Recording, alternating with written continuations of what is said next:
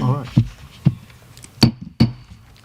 At this time, I'd like to call the Nashville Town Council to order for our January the 16th meeting. Would you please stand for our pledge? I pledge allegiance to the flag of the United States of America and to the republic for which it stands, one nation, under God, indivisible, with liberty and justice for all. Let us pray. Father, I invite you into our meeting tonight to lead us and guide us and give us your wisdom in making the right decision for all the citizens of Nashville. Amen. Amen. The first item on our agenda is approving of the minutes from January the 5th, 2024. In reading over those, did you find any corrections? If not, do I hear a motion to approve? So moved. Second. All those in favor, let it be known by saying aye. Aye. Minutes are approved. It's now time for public comments. If you have a comment and it's on an item that's on our agenda, could you please hold it to that time? So the person that I see that's signed up is about the public safety. Can you please wait till that comes up? Thank you so kindly. The first item on our agenda, let me get to that, is Planning and Develop Director. Sherry, I'll turn this over to you.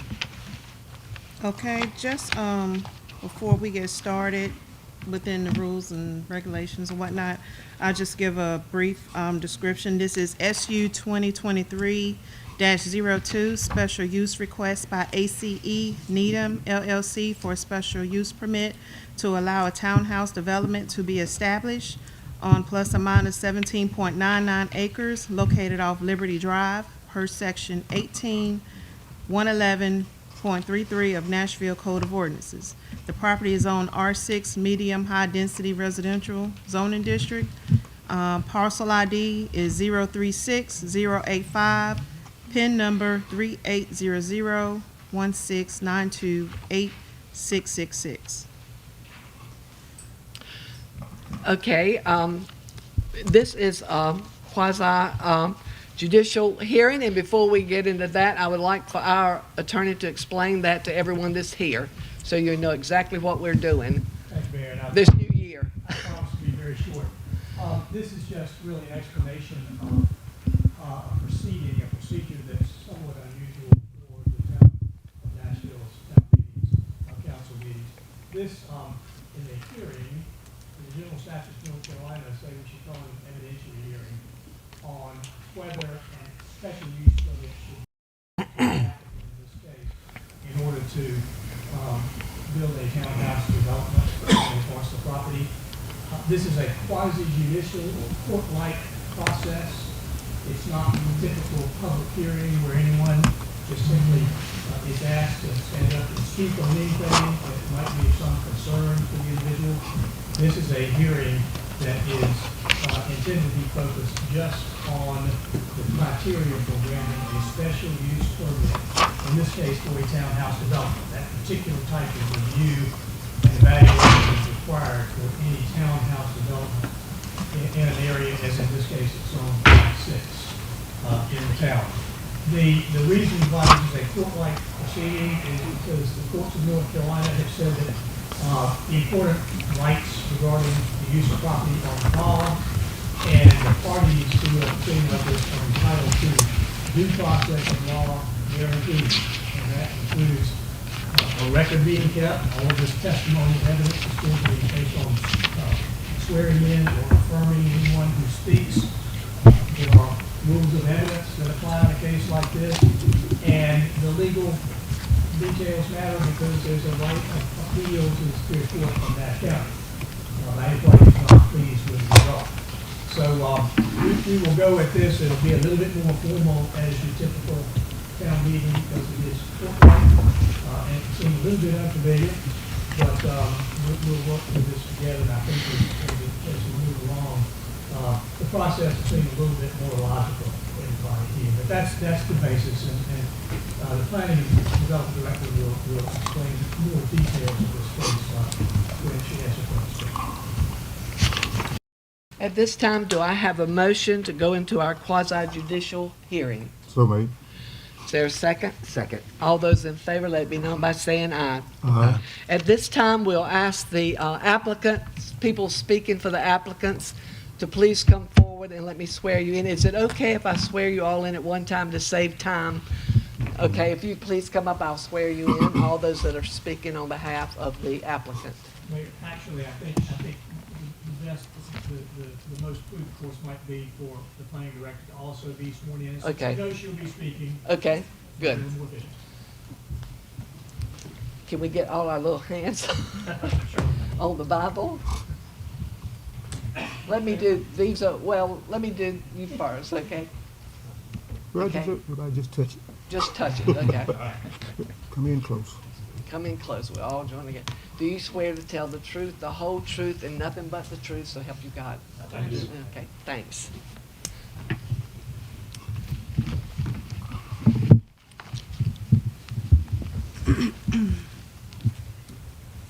Mayor, if I may, in discussing the order of speakers here, I think Sherry and I are in agreement that it might be better for her to set the stage. Okay, that'd be great. And that order has been discussed with council. Okay, that's fine. Thank you. Okay, good afternoon, good evening, everyone. Okay, the subject property of Liberty Acres, Phase 2, was formally approved by the town as Phase 2 of Liberty Acres, later rezoned from R10 to R6 on December 1, 2020, and is now proposing to be developed as a residential townhouse development with 124 units. The proposed townhouse development does comply with all regulations as set forth in Chapter 18 of the Zoning Code of Ordinances regarding the townhouse development. With regards to the existing future land map and zoning map, the proposed development is consistent between both maps and is shown as medium-density residential. This application for a special use permit requires an evidentiary hearing on the application, which will be heard by the town council acting as a quasi-judicial board. The purpose of the hearing is to gather legally acceptable evidence in order to establish sufficient facts to apply the applicable ordinance. The purpose is not to gather public opinion about the desirability of the project. Town council should not discuss or receive information about the merits of the case from the parties or members of the public before a hearing. All testimony before council must be sworn testimony. All people wishing to speak on this matter must be sworn in. Applicants may elect to be represented by legal counsel. The applicant has the burden of producing sufficient, substantial, competent, and material evidence for the council to conclude that the criteria of the applicable ordinance have been met. And in your packet, beginning on page 2, starting with the zoning and land use, so where the property is located, north of the property, the zoning is R10, which is single-family residential. South or adjacent nearby is A1, single-family residential. To the east is A1, single-family residential. And to the west, you have A1 and R10, which is a vacant lot and single-family residential. Also, you have photos showing the sign that was posted along, and this is all on page 3, and at the bottom, you have your zoning map and your future land use map showing the consistency between the two. And on page 4, you have your definitions of your single-family, multifamily dwelling, and townhouse development, which your townhouse development means a development of one or more structures containing a total of 2 or more units intended for owner occupancy, where ownership of the land beneath each unit runs with that unit, where units and the individually owned lots on which they rest do not meet conventional lot requirements for street frontage and yard sizes, and where walls between units are constructed in accordance with state building code requirements. And also, you have your description of district for the R6 high-density residential district, which is also defined as medium to high-density residential, areas where single-family and two-family dwellings are commingled, and certain open areas where certain residential development will likely occur. And also, according to the Nashville Comprehensive Plan and future land uses, the medium density residential per the plan is 4 to 8 dwelling units per acre. And these residential uses include single-family, manufactured home subdivisions, duplexes, townhomes, and limited multifamily development, including apartments and condominiums. And also you have your dimensional requirements showing the minimum lot area, the lot width, front yard setback, side street setback, rear setback, and the height. And some of these requirements meet and some do not apply because the townhouse developments have their own regulations.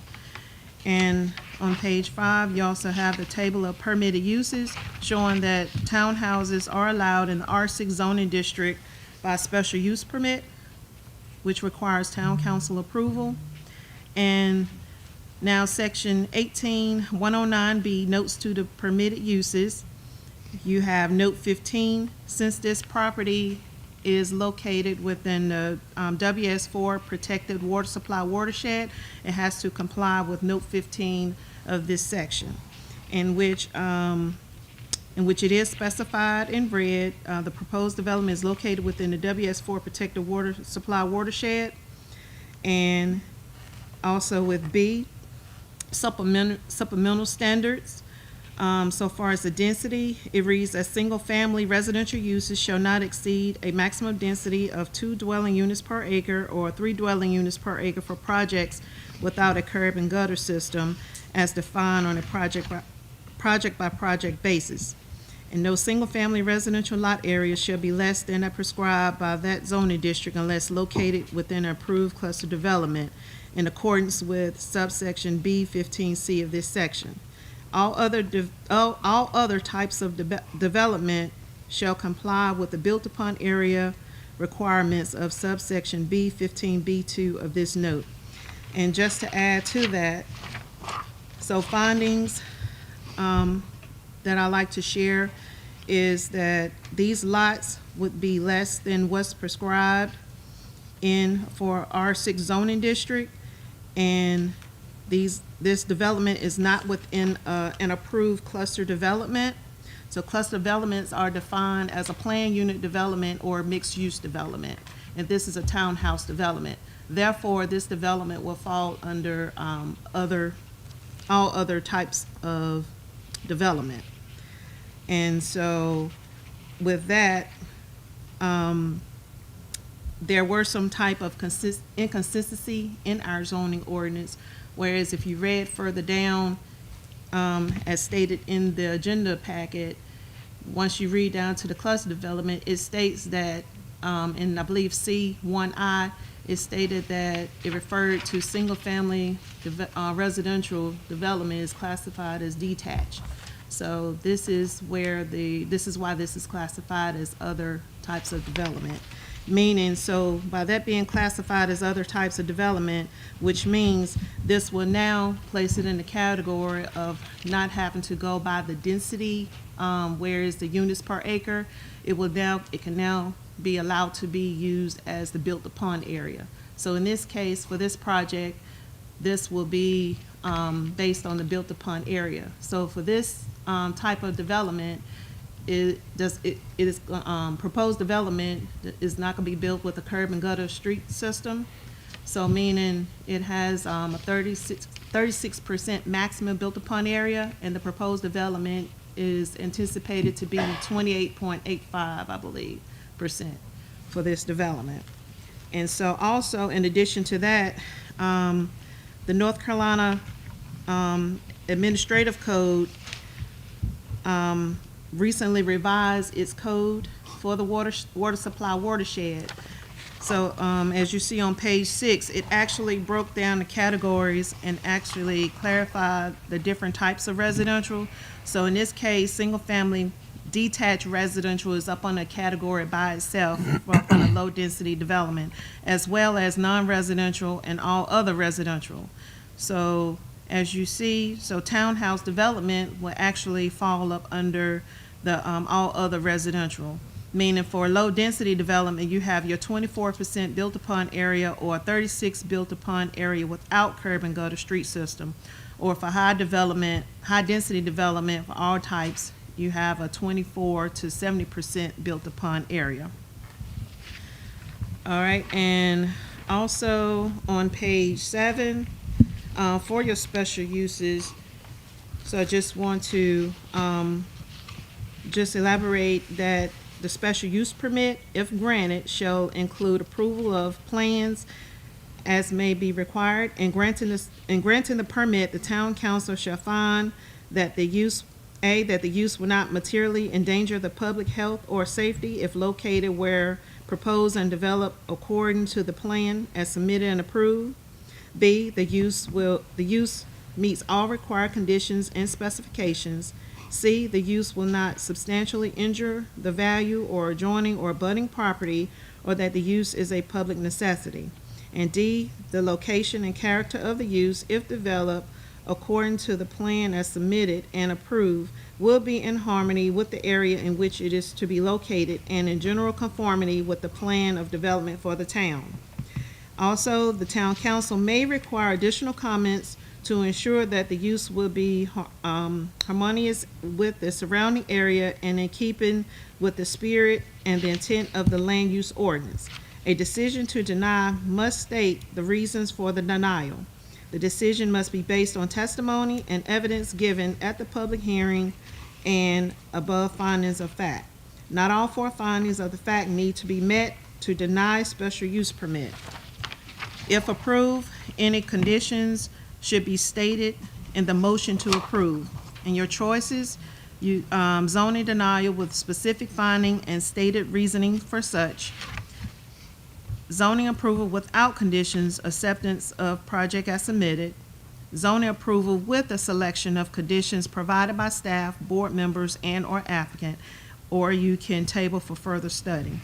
And also, in regards, well, I'm on page 8, also in regards to regulations for the special uses, and I'm not going to read through all of these, but I will summarize. So based on staff findings, C, for townhouse development requirements, numbers 1 through 22 includes responses of compliance.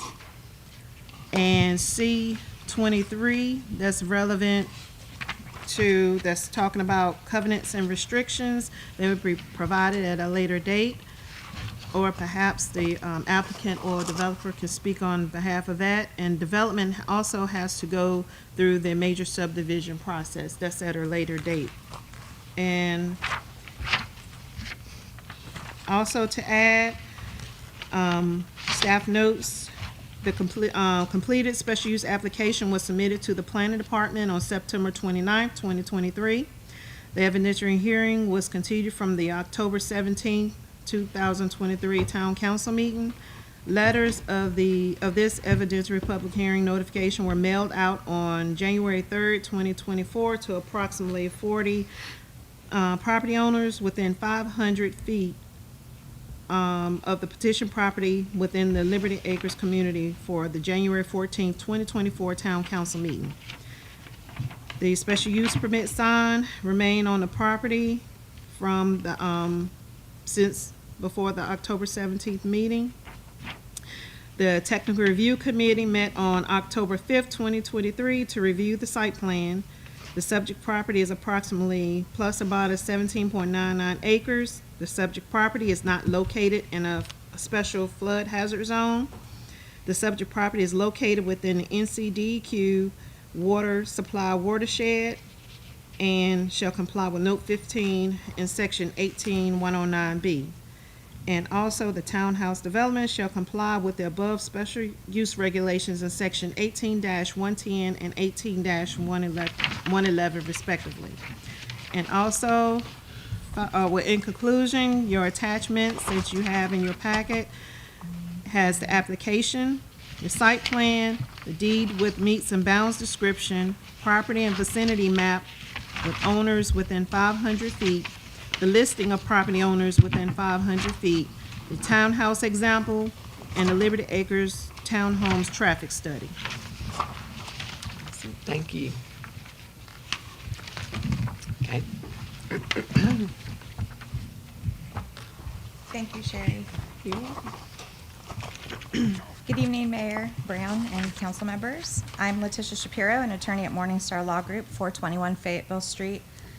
I'm here on behalf of the applicant, Ace Needham LLC, and I'm joined here this evening by company representatives, so if you have any questions for them, they're available to answer those questions for you.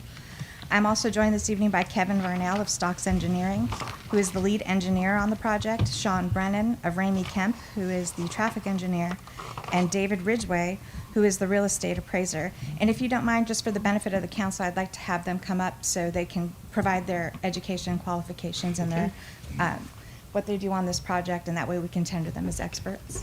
So Kevin, if you want to come up real quick. Kevin Varnell with Stocks Engineering. Graduated with a bachelor's degree from NC State in 2001. Did stream restoration and wetland restoration for the first 3 years, and then April of this year will be my 20th year in the town of Nashville with Stocks Engineering. I've designed thousands of lots, miles and miles of sewer line, water line and drainage, and multiple projects for the town of Nashville. So I think my reputation and the work I've done for this town will stand as my evidence of experts. Thank you. At this time, I would like to tender Mr. Varnell, an expert in engineering and design. And then if I could ask Sean to come up. Hi, my name's Sean Brennan. I'm a professional engineer. I graduated from NC State in 2013 with a bachelor's degree in civil engineering. I worked for 9 years at the North Carolina Department of Transportation, where I worked at the district office for Wake County. And I was involved in reviewing and approving driveway permits and encroachment agreements onto the DOT road system. And I completed the traffic study for this project. And at this time, I would like to tender Mr. Brennan as an expert in traffic engineering.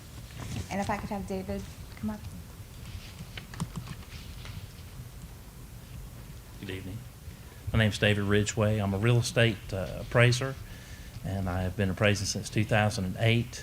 And I went to the site to look at the site, and then I've done countless appraisals around the Birchwood and that neighborhood and across the street and surrounding areas for the last, well, since 2008. Thank you. Right. If I may, it might be appropriate at this point to just ask if any council member objects to qualifying these three individuals as experts. They need to be qualified in order to give opinion testimony on specialized areas. And that, as you recall, Okay. typically you just say without objection, they're qualified. Are there any objections, council? Mayor, I see no objection, and I move that they all three be certified as experts in their field. Is there a second? Second. All those in favor of approving them? All right. Thank you. Is there any way you could put up the presentation real quick? Thank you. And we could just go to slide 2.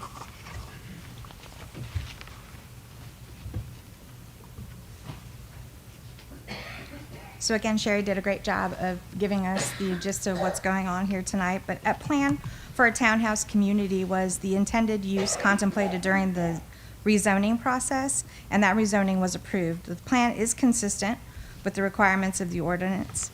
The applicant will demonstrate that the proposed plan meets all of the requirements for approval set forth in the ordinance this evening through exhibits and testimony of expert witnesses, each of whom is an expert in his field.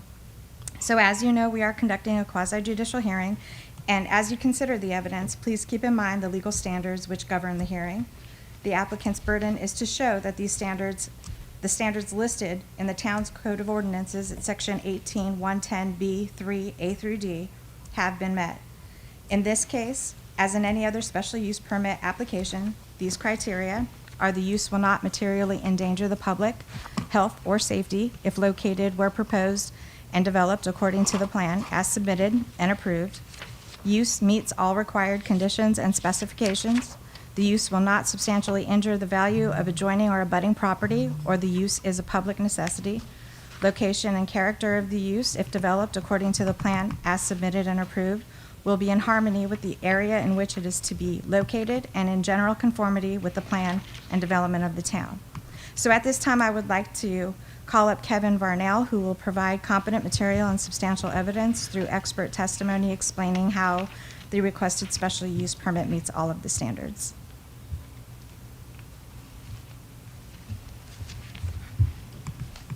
Good evening, Mayor, council members.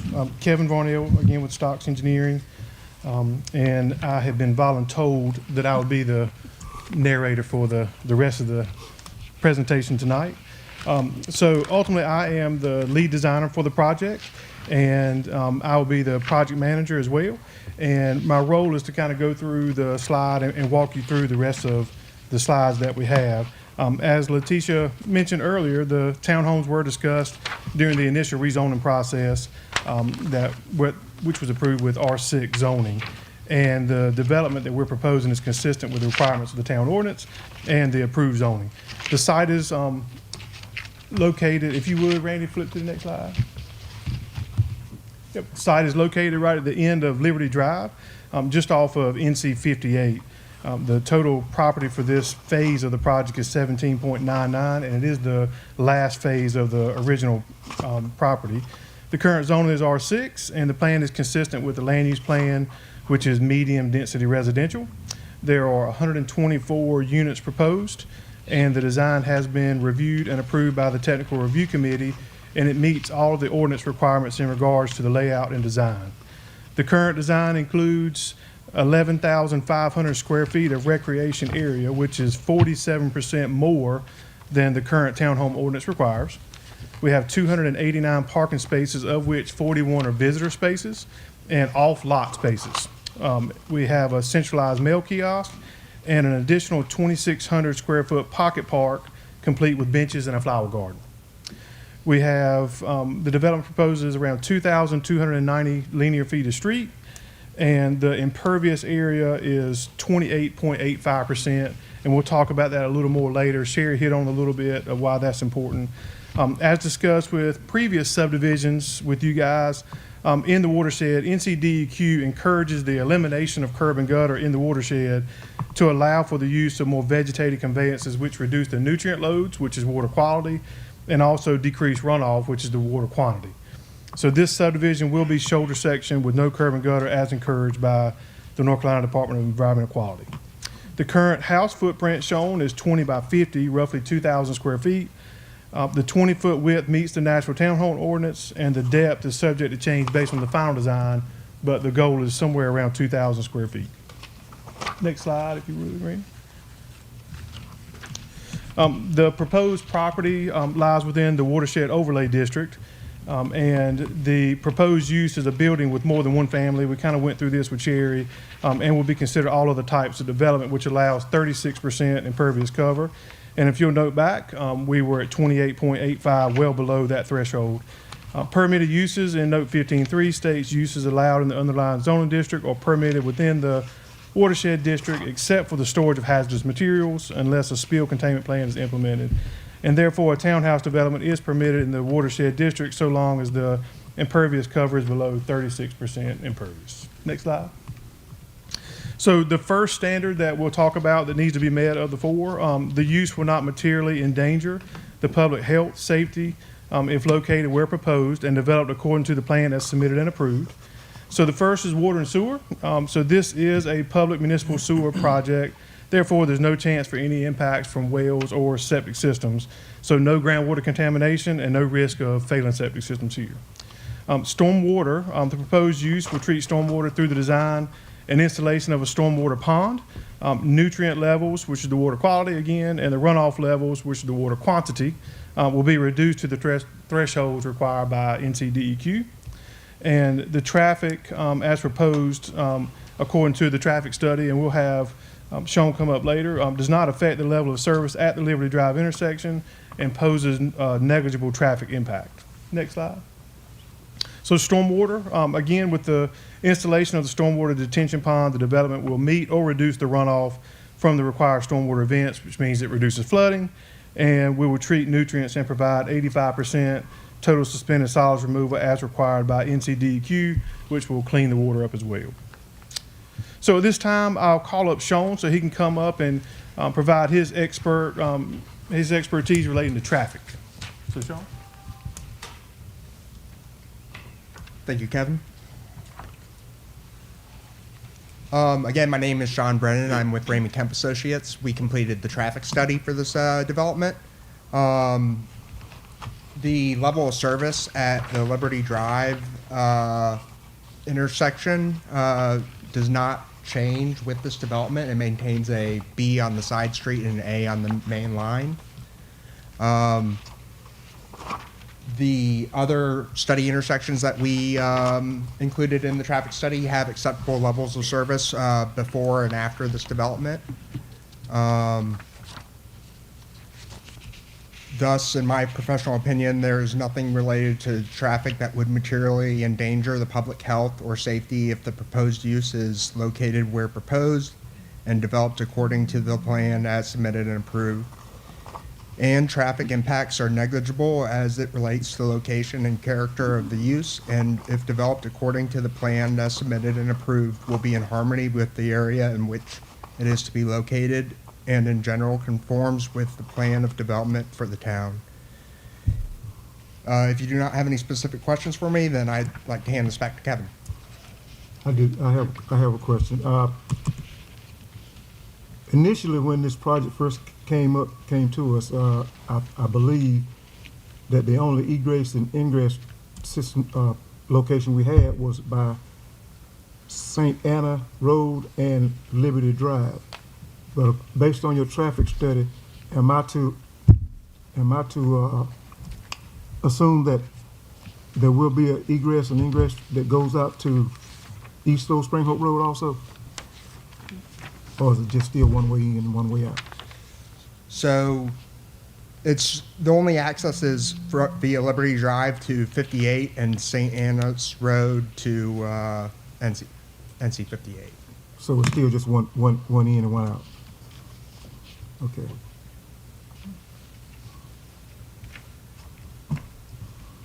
Any other questions for Sean?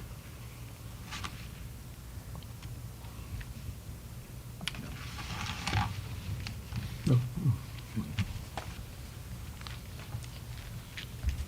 Just to follow up on that a little bit, the two roads that we are proposing do stub to the adjacent property. So as the property continues to develop to the west, there will be additional interconnectivity that will connect those roads together. But obviously that's a future development, has nothing to do with this one, but we do stub to that adjacent property so that there could be additional connections in the future. Okay. Next slide, if you would, Randy. So number 2, the use meets all required conditions and specifications. And being an engineer, I love numbers and I love charts. So I've got you a chart on the screen that kind of goes through the middle column is the ordinance allows or requires. So that's your mins or max. And then the plan is proposed is on the right. So the density, according to the ordinance, allows 13 units per acre. And we are at 6.89, which is almost half of the allowed in the ordinance. The minimum lot size is 2,000 square feet according to the ordinance, and ours is 2,200 square feet. The minimum lot width is 20, and we match that. The maximum grouping, which is the number of units together in one row, is 6, and we match that at 6. Again, the building separation is 20 feet. We match that. The parking's 289, which we match. And then the recreation area, as specified in the ordinance, is 7,824 square feet, and we're providing 11,500 square feet, plus an additional roughly 2,600 square feet of a pocket park, again, with the benches and the flower garden. The plan has been reviewed by the Town of Nashville Technical Review Committee and is in compliance with the town ordinances. Next slide, Randy. The third standard is the use will not substantially injure the value of adjoining or abutting property, or that the use is a public necessity. At this time, I'll ask David, the appraiser, to come up and give you his expertise on this subject.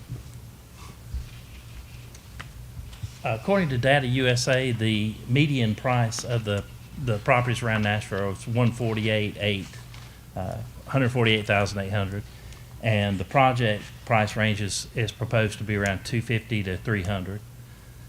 The square footage range of the houses proposed were going to be 13 to 1,500 square feet, and based on the price range and the square footage planned, it shouldn't have any effect on the marketability or the value of the surrounding properties. Any questions for David? Oh, a question. Sure. The picture of, it was a warehouse picture. What is that warehouse for? In our packet, there's a picture of a warehouse. Page 22. Sure.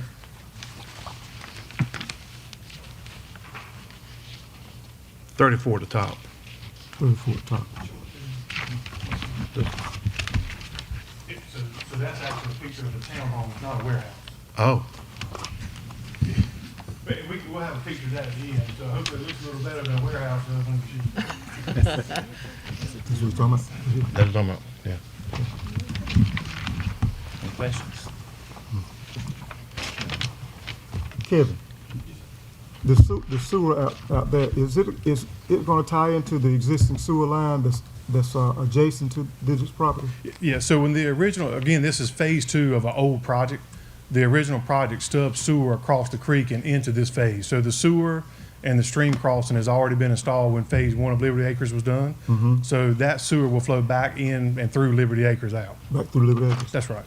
Okay, one more question. If you look at your map, let me see if I can find it here.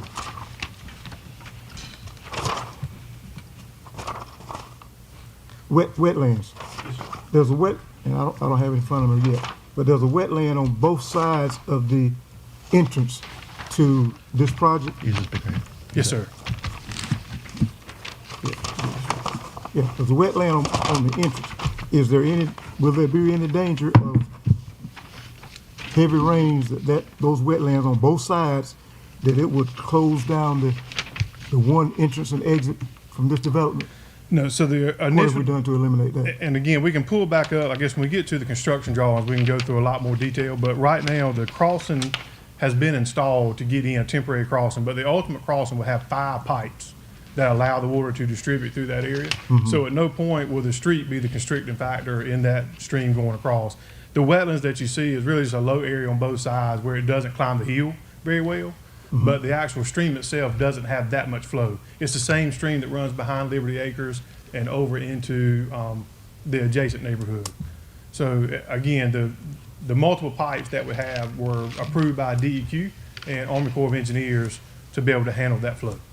So there won't be any chance of, And Being again, blocked that off. crossing is already in, and a lot of this development has already been built and graded, and obviously, we're just finishing it up at this point. okay. I have a question for Dave. So the adjacent properties, Liberty Acres, in your opinion, not going to be affected by 124 of these No. square buildings? If it was built right now and I was doing an appraisal in Little Liberty Acres, it would not have any effect on the value.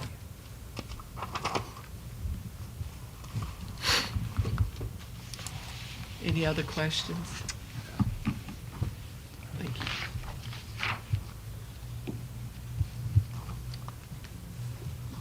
The next slide, if you would, Randy. So the fourth standard that we have to meet is the location and character of use, if developed according to the plan, as submitted and approved, will be in harmony with the area in which it is located and in general conformity with the plan of development for the town. The proposed location of the development is nestled behind a large natural buffer, which is roughly 200 to 350 feet wide, and we'll look at that on the map in a minute, providing a sense of seclusion for the development. This development will not be visible from existing town neighborhoods and will have a 20-foot perimeter buffer around the edge of it to the adjacent properties. The proposed use is residential, just as the adjoining development properties, the attached housing being the only difference. The appraisal expert has testified that the use will not substantially injure the value of adjoining or abutting property. The traffic expert has testified that the traffic impacts are negligible. Again, next slide, Randy. The criteria that we're having to use tonight are to meet these 4 standards. And I'll read those to you real quickly. The use will not materially endanger the public health, safety, if located where the proposed development according to the plan as submitted and approved. Again, we have public municipal sewer, so no impacts on wells or septic there. Environmentally thoughtful stormwater design and installation of a stormwater pond, and negligible traffic impacts. The second one is the use meets all required conditions and specifications as found during the TRC review and approval. The proposed use meets or exceeds the requirements of the newly adopted townhome ordinance, and the plan has been reviewed and approved by the Town of Nashville Technical Review Committee for compliance with all town ordinances.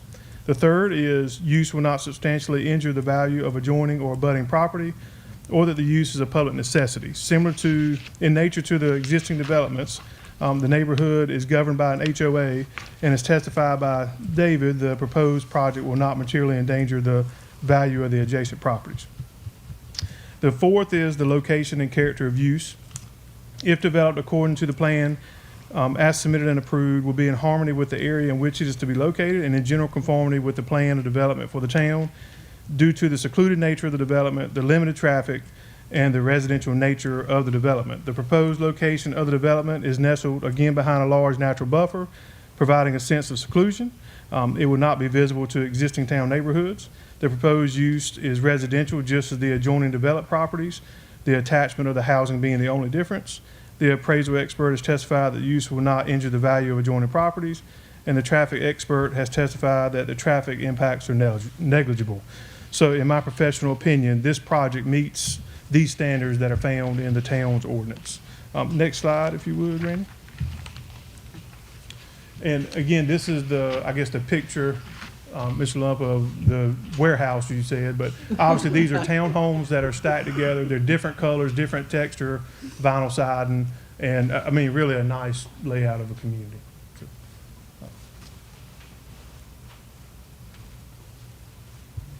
Thank you, Kevin. So at this time, I would like to move into evidence the application presentation, supporting materials, and all of the exhibits relied upon or referred to by the witnesses, including the staff report and all of its attachments, and that council take judicial notice of the contents of the town's ordinance and other adopted plans. Does that get a yes? Okay. Yeah.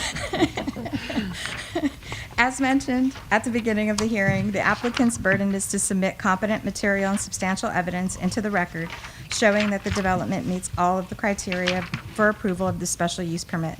In this case, the applicant has met the standard and therefore requests approval of the special use permit, and we're here to answer any questions. Thank you. Thank you.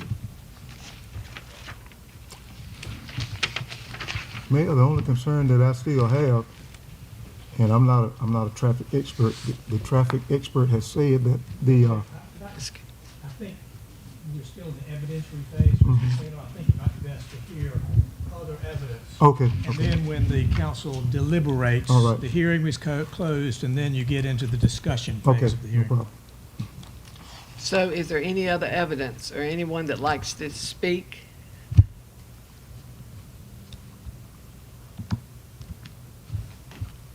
Anybody? Can we ask a question about evidence? Yes, Mr. Lump, obviously you can ask questions to the, To to those the- testifying, Yes. to the witnesses. Otherwise, Okay. that's the, after questions are asked, then that's the proper time to close the hearing and begin deliberation. So my question to the experts, appraiser locally, engineer locally, 2 visitors that own property here, they're coming, well, representatives from. Have you, any 4 of you, seen anything like this in town currently?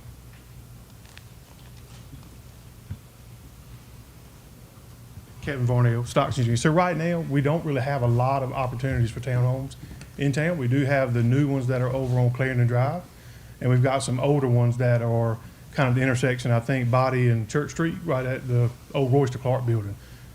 Other than that, there are very few townhomes in town, and anything like this kind of project is really new to the town. I think it'll be a great starter project as far as affordability and people being able to come in and afford a home at this stage.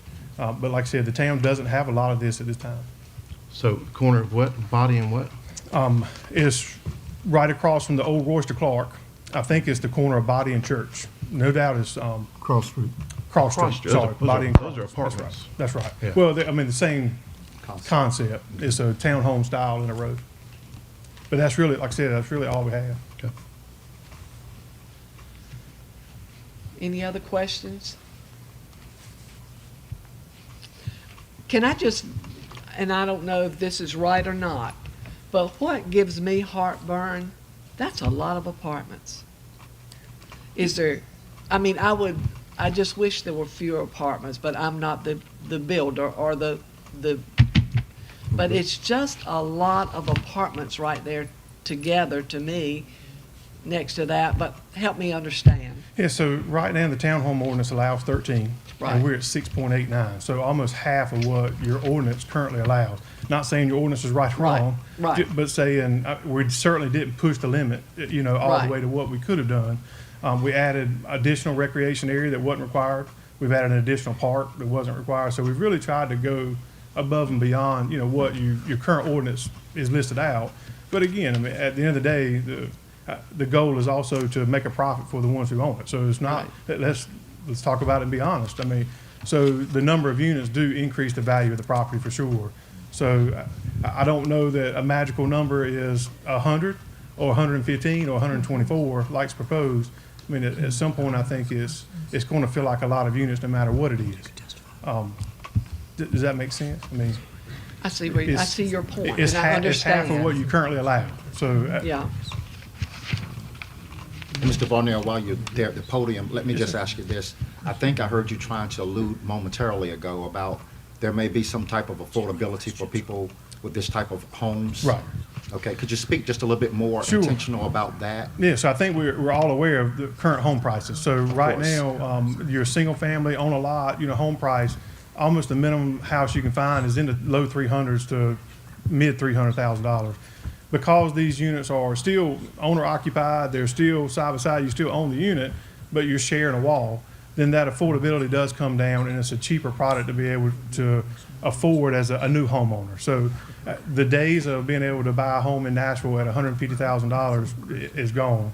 And so this begins to get back into that $200,000 price range that most people can begin to afford as a new home. Does that make sense? Yes, of course. Still a very nice product, and again, I mean, you still own the piece you're at. It's just you don't have the big yard that's associated with it and that additional wall. and see, another concern I have is that, suppose they don't sell, are you gonna start renting them? So ultimately, you're only going to build them as they sell out. So you would never go and build 124 of these all at one time. You would obviously work your way through You it. So- promise that? Sure, yeah. No one's going to want to build 124 units that don't sell, I promise. So obviously, it will be, phased out as they sell. They'll obviously build additional units.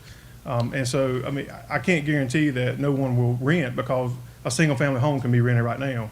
But the goal is not for major investors to come in and buy an entire block and be able to rent the whole block. They're intended to be owner-occupied as they move forward. But again, if you own the house and you move out and want to rent, there's really nothing that we can do to control whether you lease it or not. Right. It And will yet- be managed by the HOA, so there will be a homeowners association that will manage a lot of that. That's good. Also, all the common area will be maintained, so you won't have one person cutting the grass this week and the other person never cutting the grass. All we- that exterior area will be maintained by an HOA, which keeps up the appearance of the neighborhood as well. And I hope the position you're in, that you'll make sure there are no problems with water flow that we have to come back and pay thousands of dollars for, where Well- contractors and builders have. I will do my best. I know you will. I know you will. Raz, I'm not sure if it's appropriate, but can I give a little timeline, go in reverse a minute? Is that okay? How we got here? If it leads to a question of a witness, that's fine. If it actually is the kind of thing that really I think reflects I your think everybody needs to deliberation on hear. what I don't you know if have it's- heard, that probably is better to be discussed Okay. in the deliberation phase after the hearing is closed. You can always reopen the hearing if questions arise in the course of your discussions among yourself. it's perfectly fine to say, can we reopen the hearing and ask a question to one of the witnesses? Okay. So we need to close the hearing for him to, Well, we can wait. Just to sort of say, okay, we're at the stage where we start discussing among ourselves, and that's reversible. Again, you can reopen it, but normally as a matter of procedure, you like to say, okay, the evidence receiving period is so now over, we're discussing, so and I need to we're in close the this, have a discussion and motion to close it. deliberation So do phase. I hear a motion to close this? Move to close the hearing. Second, Second. all those in favor, let it be known by saying aye. Okay, Mr. Lump? Go ahead and do it. So I was on the planning board when we kind of had this project before. And so I want to make sure everybody understands, y'all also, you're on the council before, but Xavier wasn't. But this was R10, I believe, for single-family housing, just like Liberty Acres was. And the owner, Mr. Reason, came to us to develop the back of it. And to do that, he needed to change the zoning to R6 and get a special use to build, in his words, beautiful brick townhomes that his mother would live in. Very passionate about this project. He was, I mean, I'm not saying tears, but he was very passionate about building this project and building these one-story brick townhomes that were going to be super nice.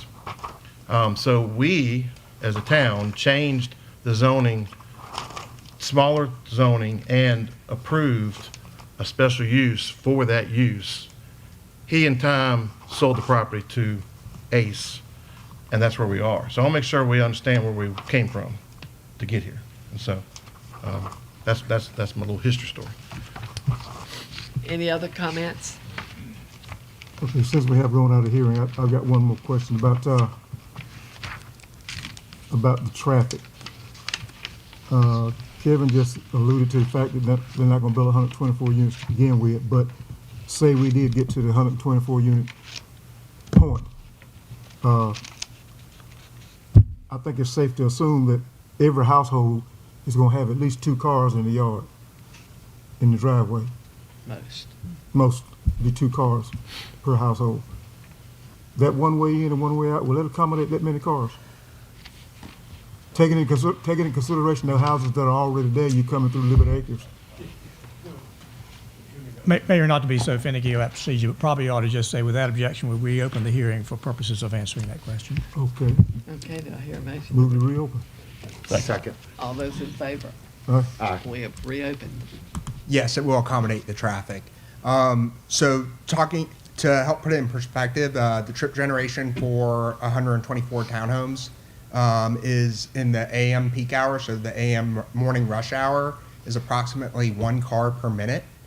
And in the PM peak hour, it's slightly more than 1 car per minute, but less than 2 cars per minute in the PM rush hour. Per minute. Yes. That's to just help put things in So you perspective. get a whole lot of cars in an hour coming through there. So in an hour, that'd be 60 cars. And that's taking into consideration The school and everything else. well, the school is down the street, but the development is out there already, because you're That- coming through it. That includes that development also? That does not include, so we counted the traffic that's already out there, but the numbers that I just provided, that trip generation is for what's proposed. What's proposed? Yeah. So what's the current per minute or per hour? So, existing.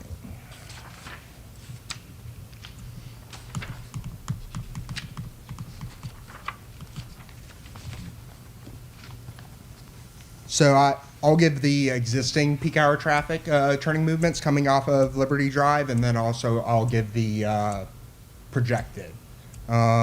So in the morning, there's only 2 lefts and 3 rights coming off of Liberty Drive onto 58, and in the afternoon, it's 2 lefts and 2 rights. You talking about less than 10 cars the whole day?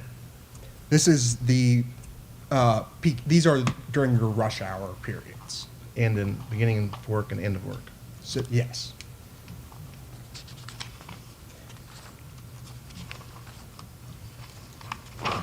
And then the build peak hour traffic, so the existing traffic grown over the time period, and then adding the development trips, there are 11 lefts in the morning and 32 rights, and 8 lefts in the afternoon and 21 rights. I'm not an engineer, but I don't understand what you mean, 2 lefts and 2 rights. That, I need a number of cars. So 2 lefts and 2 rights would be 4 cars. How do you know the person living there is going to turn right when their house isn't built yet? So we do a site trip distribution that is reviewed by the review agencies, and it's based on the existing turning movement counts and population centers and best engineering judgment. That's just So what's the total at peak time now with 120 plus Liberty Acres? So at the 2028 build, it would be in the morning 43 in the morning and 29 in the afternoon. So where are the 80 other people? How are they getting out of the neighborhood? So these are only during the peak hours. And the trip generation that we do is based off something called ITE, which they gather data around the nation based off the type of unit and the intensity of the units, and then there's a rate that is applied to determine that trip generation. So this is only looking at your peak hours, which are the worst case scenarios. Let me ask this question, because I may have to go to NC State and get the degree you got to understand all this stuff you're talking about. But in your diagrams here, you do allude to, you mentioned East Old Spring Hope Road. Is there any chance or possibilities that if this place get clustered up with cars and stuff, that the state would allow us to have another egress over to off of Old Spring Hope Road? Is that a possibility, Kevin? They don't own that property. But you don't own the property. Correct. So obviously there are properties along Old Spring Hook Road that would cut us off, that would need to be obtained or acquired or either developed. Right. That we could extend over. It's more likely that we would extend to the east back towards town and potentially connect to Cardinal Woods or, an additional subdivision that's coming back in from the backside. Good Lord, Cardinal Woods they're gonna have a problem all by themselves. Well, Gotta again, add the to it. interconnectivity will additionally help. So also to help you with the traffic study is circulated between Town of Nashville, NCDOT, and other agencies to look and approve. So the counts that he's using, the turning movements that he's using in that report have all been approved and recommended by DOT, and the traffic report has already been approved by DOT as well. So again, some of the numbers may seem odd, but in the traffic world, they make sense. They don't make sense to me either. But in the traffic world, it all kind of correlates to where into a level of service is really what it boils down to. So level of service A is a great level of service, and we don't want to see level of services in the Ds, I assume. So in this case, our level of service did not change. Yes, it's So- an A and a B. So ultimately, as far as you're concerned, I don't want to get too caught up in the numbers because again, it's cars per minute and cars per hour during the peak hour, and it's really confusing. I agree. I like to deal with the total number of cars, but in the level of service, we do this with stormwater as well. What level of service do we want? So in the traffic is the same way. We have an A, B, C, and D, and in this case, we had an A on one, if I'm right, and a B on the other, and that did not change when this development was done. And understand too that townhomes produce less cars per day than a single-family house. So the houses in Liberty Acres, according to the International Traffic Engineer Manual, say there's more cars and trips in and out because typically your single-family houses have more kids. You have more people in that house than you would a townhome, which means more traffic in and out. So hopefully that makes some sense. Mr. Varnell, if I may. Yes, sir. Based off of the expertise opinions that are given on tonight, I think while we are as passionate as we are, because if I could put it in layman's term, we've kind of seen this movie before. Sure. If you will, South Creek has this very same problem. They have one way in and one way out. And whenever something goes on, there's a problem, and we hear about it. Right. And we just don't want to repeat the same mistakes of the past. And so while we respect your expert opinions, I think that is the concern that we have as a council here tonight. Right. And we have members even from that community even present with us tonight. And so that is a concern, because when they share with me that that's a concern, I share that same concern that they feel. And we're just trying to protect the interests of potential people that may be living in that particular neighborhood, so that we don't have another South Creek issue where they have one way in and one way out. And that's been a real concern for us, just in layman terms. Right. In this case, Liberty Acres Phase 1 has the two, Liberty Drive and St. Anne's. In our case, we have to cross the creek to get to that Phase 2. So we're kind of limited to DEQ and the Army Corps of Engineers lets us have one crossing. And so we only get the one. Right. And that's why we stub to the adjacent properties to vacant. So as they develop, they will create multiple ways in and out. It's just good planning. It's good traffic circulation. It's great for 911 access as well. But in this case, for this particular phase, we're really limited by the environmental issue that we have with the creek crossing.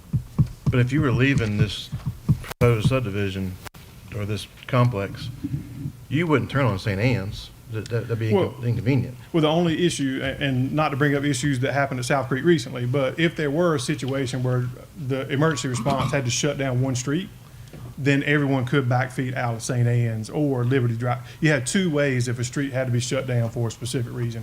And I think that's one of the biggest concerns with South Creek. I mean, the street got shut down at the entrance of it for an issue, and then obviously no one could get in or out until that issue was taken care of. Now, on St. Anne's or Liberty Drive, is there going to be an additional sidewalk up to Highway 58 added? So right now, we're putting sidewalk inside the neighborhood, but obviously there's no sidewalk through the existing neighborhood and no sidewalk out on 58. So we're people putting it in that are- our neighborhood. People that are currently walking on the street now, they're going to have all this traffic, and they're not going to be able to go anywhere else. Which, If they're walking on the street, that would be a true statement. Now, they can come to the second phase and walk around the sidewalk, but if they're walking in the street now, obviously, we're not solving that problem. Any other questions, council, for the experts? Mr. Lump? just making my notes, make sure I didn't miss any questions before we go back into, I don't want to go back into this again. I think I'm good till we get back to the council time. Thank you so much. So do I hear a motion that we come out of our quasi judicial hearing? So move. Second. All those in favor, let it be known by saying aye. So do you have any general statement or questions you want to make at this time? Well, they've met the requirements of our plan, existing plan. And I guess we just have to rely on the expert testimony as to traffic, watershed, and stuff of that nature. So do I hear a I guess we motion can- that we... So I want to follow up on something I said earlier. Okay, When we did this neighborhood, we approved 36 lots of townhomes, not 124. So in 2020, we approved 30. It was in the 30s. It might have been 40 of those. That was just a rezone. It was not for any lots, no special use permit or anything. It was just a rezone. Mr. Reason did not get a It was special just- use. It was just a rezoning from R10 to R6. There was no other major, construction plat or anything. There was no major subdivision or anything done. It was just a rezoning from R10 to R6. Okay. So those are the words Mr. Reason used. Okay. any other comments? If not, do I hear a motion from the council to approve this special use permit to build 124 residential housing units and 23 townhouse buildings on 18 acres at the end of Liberty Drive? Where's the, what page is it again where we have the four options? Page 7.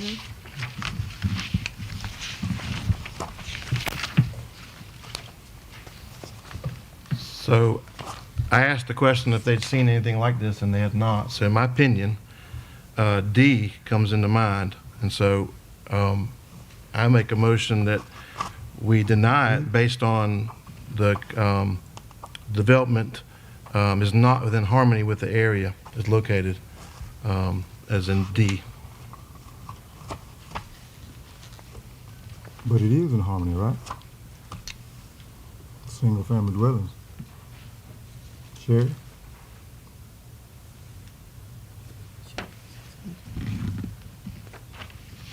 Harmony means like everything else, and I asked the four people, and they all said that they didn't have knowledge of anything like that in town.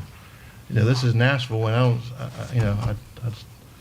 when I ran for this spot, everybody told me they loved Nashville. They loved the way that Nashville was. They wanted to grow, but they wanted to stay that charm. This is not charming. So that's what the reason for my motion.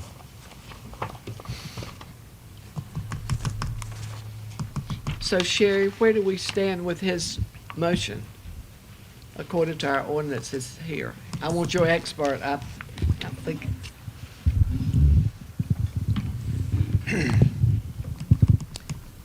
Mayor, I'll try to respond to the council about this. You all may recall that in the training that we have conducted and the talks we've had on special use permit procedure, the case law is such that you are charged with weighing evidence that you have heard. And Mr. Lump has noted that there was testimony to the fact that this was unprecedented. There is not a townhouse project that is like this in the town. That counts as evidence. You all are charged with deciding if the applicant has presented a prima facie case, which means substantial, competent material evidence that, if believed, would be determinative, would in fact justify a ruling to approve the application. There has to be evidence that you have received that in fact rebuts the substantial, the prima facie case that has been made. And I obviously am sure that the applicant has tried to check all the boxes and show evidence, present evidence on each of these four special use permit criteria for your decision.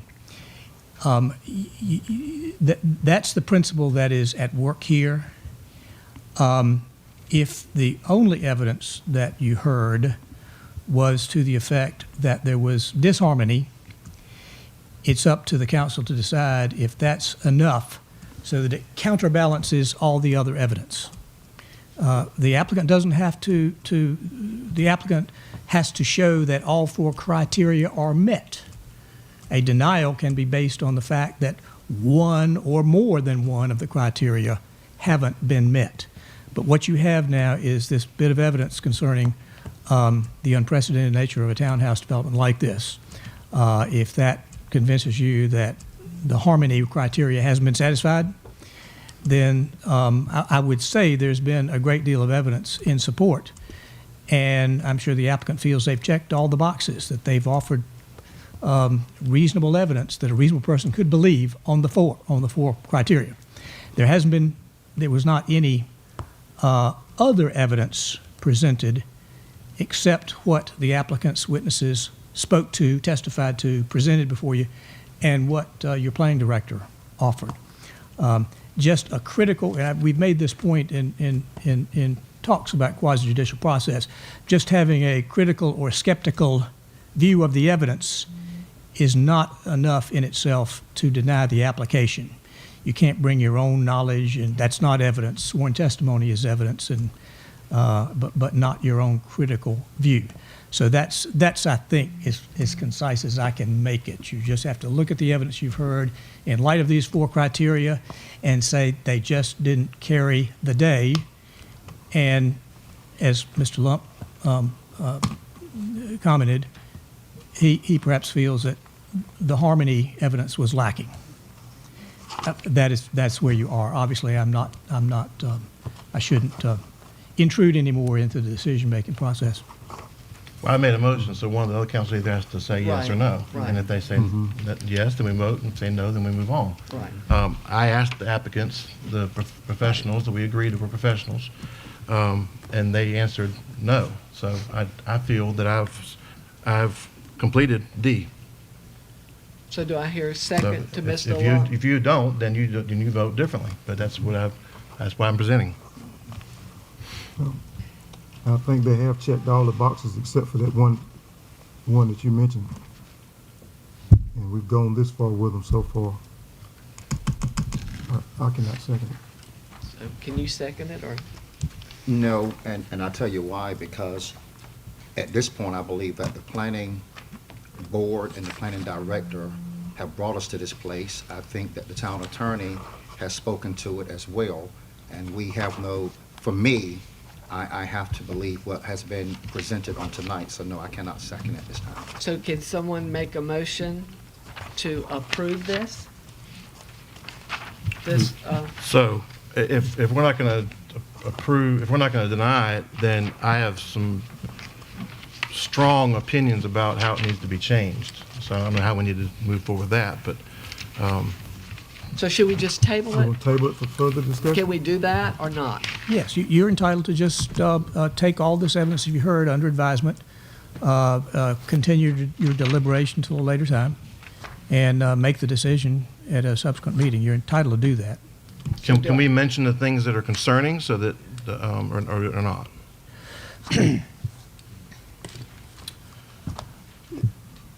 It will still have to come back as a quasi judicial meeting, even if we postpone it to a later date. New evidence on new evidence can be received, but I will say the applicant's entitled to have a fair and impartial tribunal. And so you all obviously may not have any contact with individuals or have any communications on the issues of this case with anyone. Right. So that needs to be very clear. But special use permits are we're allowed to tweak, aren't we not? You have the right to approve, disapprove, or to approve with conditions. Correct. And you can, of course, read that provision of the townhouse ordinance because it's more specific. How do we get to the conditions if we can't talk about them outside of this space right here? Oh, you can talk about them. You could propose conditions. You could think about conditions that might mitigate some of your concerns. Now, the town's legal authority to impose conditions is subject to some limits, and I certainly can't just say to you, this would fly, but this would not fly. I think it's worth just considering your difficulties with the outright approval. And if you have some suggestions for conditions at the subsequent meeting, that would get the conversation started. And you might, propose conditions to see if the applicant might be willing to meet those conditions. That's sometimes the way this process goes when the decision maker has some trouble with an outright approval. And the townhouse ordinance, the condition statement of the townhouse ordinance are rather specific. I mean, they need focused attention. It's not just, it's different from the criteria for an outright denial or an outright approval. I know we can't take any input from the general public, or we could have contact with the developer, but we can discuss this with Sherry, can't we, with our planning director? We would recommend against that, Mr. Taylor, because she was sworn, and what she presented constitutes evidence in the case. Some of it's not relating to facts; it's relating to interpretations of law. But she also offered testimony as to facts concerning the issues in the case. So it really is not. I would suggest you should sort of firewall yourselves So we don't talk with anybody? from conversation with parties to this So we have case. two choices. We can either, Yep. the two of them can decide if they want to bring it back up and we all vote, or we can talk about conditions. Is that what you're saying? Or we can table it, Well, if you can talk about the conditions right now, okay? or you can defer a decision until a subsequent meeting, and you can have conversations among yourselves 2 on 2. You can't violate the open meetings law. But I would suggest it's best when you have these conversations to have them in open session, so they go on the record. Let's table it and get the full council, That's right. here That's right. with Kate. Yes. We would entertain the conditions tonight if Mr. Lunt would share them. What are Do you know how, do you have them to share? Well, yeah, I'd sure like to have a full council. Why don't we table it until we do have a full council on the board? Well, why don't you make it into a form of a motion? Well, he hadn't withdrawn his yet. I will withdraw my motion. Okay. Mayor, I move that we table this case until we have a full council on board. Okay. Do I hear a second? Okay, second. All those in favor, let it be known by saying aye. Aye. Thank you so much, and, If we could just set a date to come back. okay, the next meeting, The next meeting, February 6th.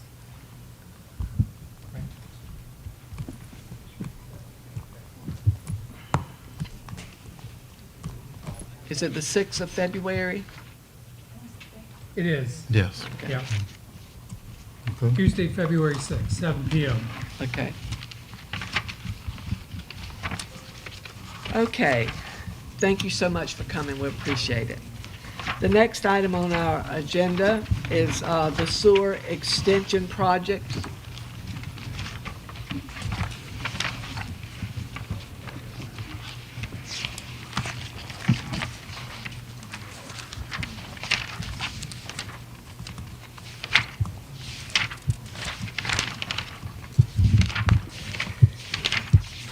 That would be room 63. What page is that? 63. Can't get there. Okay, Randy? Yes, so as the council knows, the town's been awarded funding from the North Carolina Department of Environmental Quality's Division of Water Infrastructure for the Essex Road and Regency Estate Sewer Extension Projects. These are two existing subdivisions that the whole subdivision is not served with the town sewer. We applied for and got that funding for that. The next step with those projects is to hire an engineer to design, prepare plans, specifications, contract documents, and bid the project, and then ultimately oversee construction of the project. We went through the required selection process for an engineer that the state statute provides. We do a qualification-based selection process. I had notified the council members in my weekly report that staff was undertaking that process. We had sent out RFQ requests to 7 area engineering firms. We got 2 back, and they were from Matt Gay and Associates from Rocky Mount, not Rocky Mount East, and Stocks Engineering. Myself, the Public Works Director, and the Public Works Superintendent, we reviewed the requests for proposals.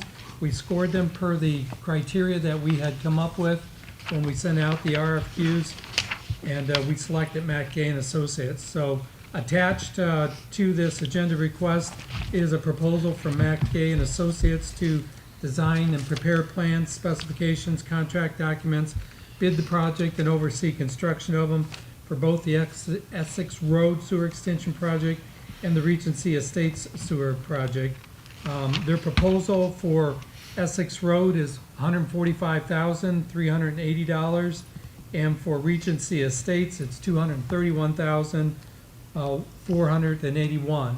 Now, the funding that we have been awarded through NCDEQ covers those engineering costs plus the construction.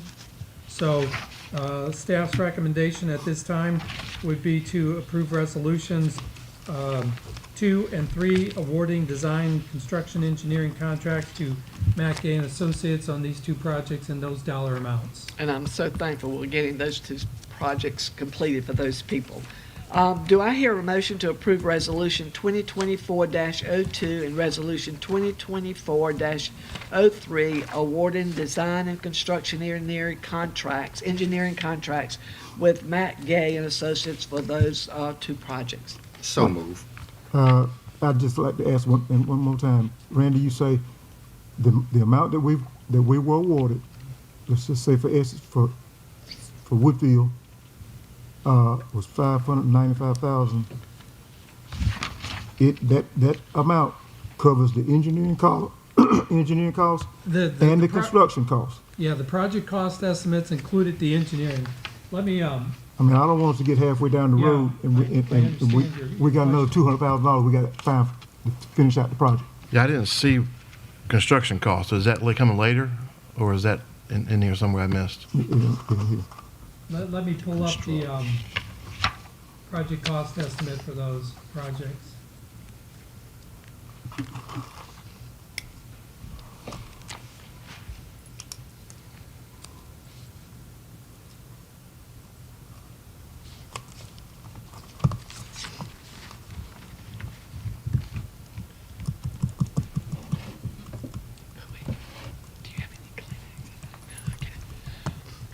If I can make this bigger so you guys can see it. I'll take your word for it if you just tell me what it is. So for, well, this is stocks. We had them look at it too. Let me find Mackey and Associates.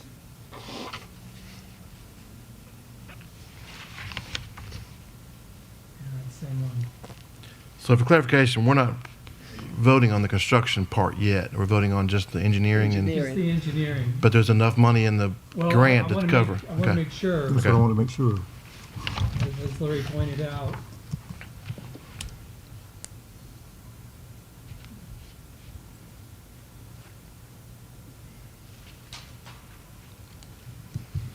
What was stocks?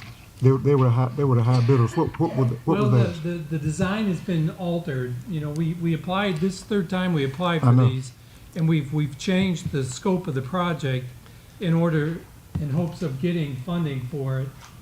So, you know, looking at the previous engineer's cost estimate doesn't do us a whole lot of good. I gotta find, and I apologize, I don't have this right up the top here.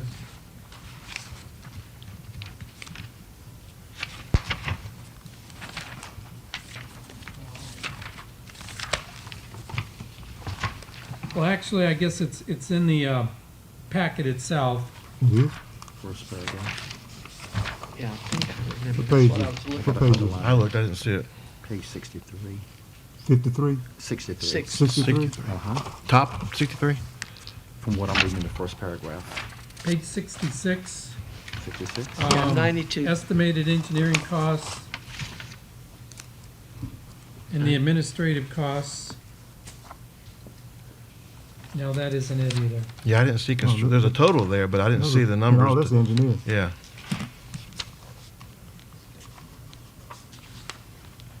I didn't see a construction cost anywhere. Because it says construction administration, but it didn't say Right, construction, yeah. That's not construction. What's that 145,300? Hmm? What's that 145? That's, That's for survey and engineering. that's engineer.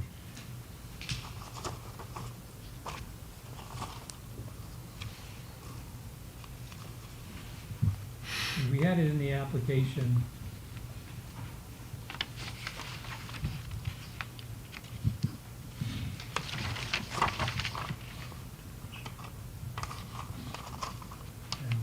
I'm not finding it right offhand. Didn't you say, didn't you say you had stocks engineers, their quote?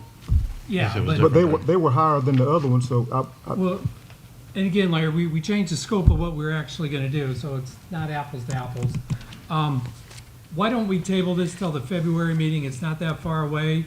We're still able to meet that, project scope milestones that Matt Gay Associates put in there. And I'll have for that meeting the answer to that question. So- Okay, So I'd we like to know have- for sure. I'd like to have construction costs before we approve. Yes, Do you have a I agree. motion to It's very table? important. I move the table this until we have the total cost of the entire project. Second. All those in favor, let it be known by saying aye. Aye. Motion carries. The next item on our agenda is the Stony Creek Outfall Line Study Grant. So this was another project that we had submitted a grant for, and this one was awarded in the spring of 2020. Our next step in this one is, again, we went through a selection-based process, And Mackay and Associates was selected for this, along with our asset inventory assessment quite a while ago.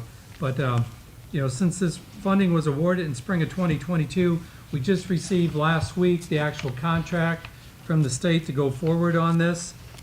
So what we're looking at is the council authorizing acceptance of this grant along with the pre-construction planning and the various documents that go with it and conditions by using resolution number 4. We will enter into a contract with the NCDEQ for this $85,000 study grant. And what we're going to do with it, our sewer fallout line, which takes our sewage from Nashville to Rocky Mount, ends at Old Carriage Road. We own everything from there back to town, where we're gonna, this grant will help us study rehab options for that. As you know, we have a significant I&I problem, infiltration into our sanitary sewer system, and this will help us check another piece of that puzzle to find out where that's coming from and to put forth rehabilitation standards to fix it, at least on the outfall line. So the grant covers the services. It does, yes. Yeah. Any questions for Randy? If not, do I hear a motion to approve Resolution 2024-04, authorizing the town manager to execute the grant agreement with the NCDQ Division of Water Infrastructure for an $85,000 ARPA grant to study the rehabilitation options for the town's sewer outfall line? I make a motion to approve. Is there a second? Second. All those in favor, let it be known by saying aye. Aye.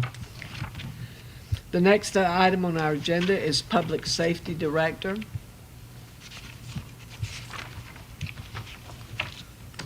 So Mayor and Council, since our police chief resigned back in October, we've been operating with our fire chief heading up and leading both our fire department and our police department. And under Chief Joyner's leadership, the department's command staff is receiving much wanted direction and guidance on handling the department's internal operations, administratively, budget and affairs. They're doing excellent on the police, providing community policing. It's just, without a chief at the helm, that administrative stuff, they needed guidance on that. And since this arrangement has worked well, I want to talk to the council about continuing that arrangement. So what I'm proposing is the creation of a public safety director position, which would be in charge of police and fire. And we have attached a job description for that proposed position. We also have a proposed pay range for that, which you have in the pack. On the job description on page 85 isn't correct. If you have your pen handy and you're on that page, it's actually the salary range for that position as it's proposed is $88,171 to a top end of $132,256.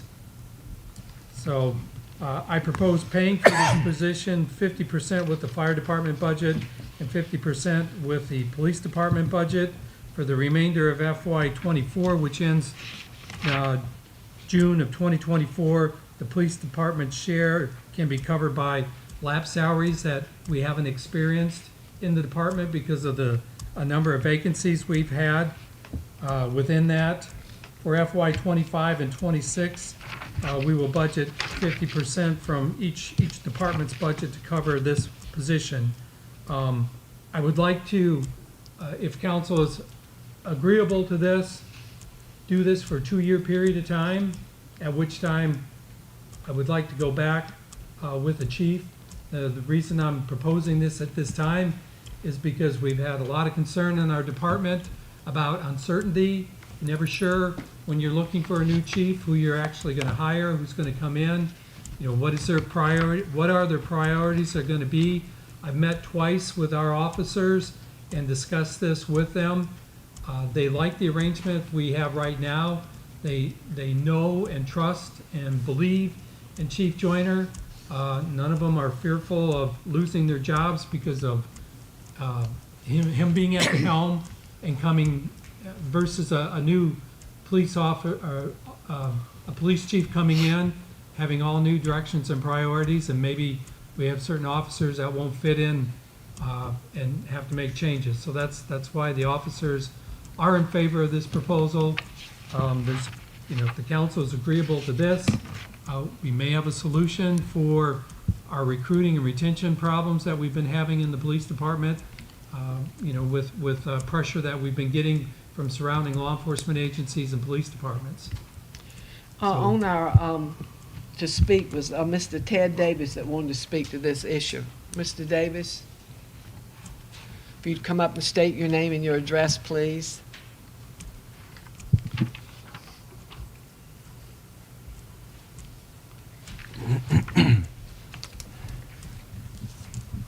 Good evening, Good evening. Mayor, Town Council. My name is, everyone else, my name is Ted Davis. I live at 8040 Old Wilson Road here in Nashville. And upon hearing about one person leading two departments, it kind of concerned me. I know police department has been having problems and things of that nature. And then when you lost your chief, I felt like you should recruit for another police chief. I was in the military for over 20 years, led men, led platoons, and there's no way I could lead two platoons. I know it's when it comes to relationships and responsibility of leading two departments, I know you got to have a relationship with your men. I understand that.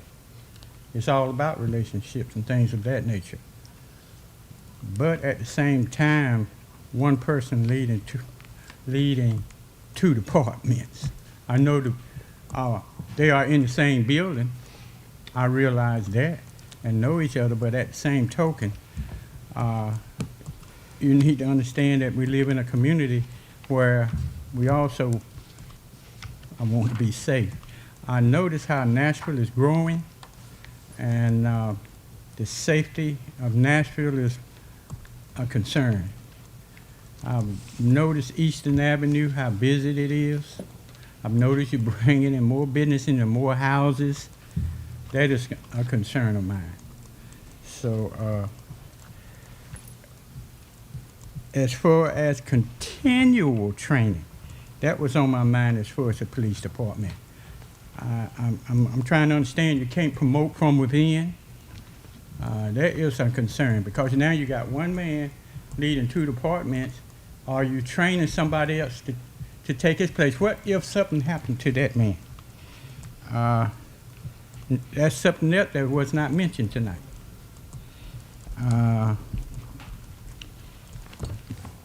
I'm concerned about a lot of things. Say we have a shooter. How would you contact that area?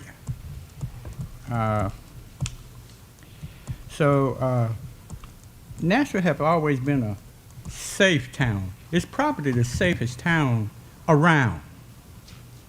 From a little boy up, I have known that people walk their job, etc. No problems. And my concern is I want that to continue. Don't have any whims about anybody.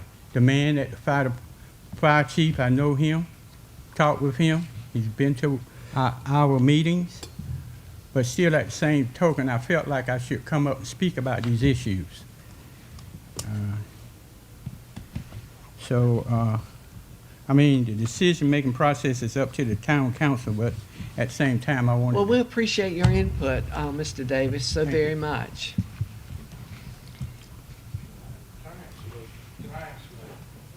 Yeah, please.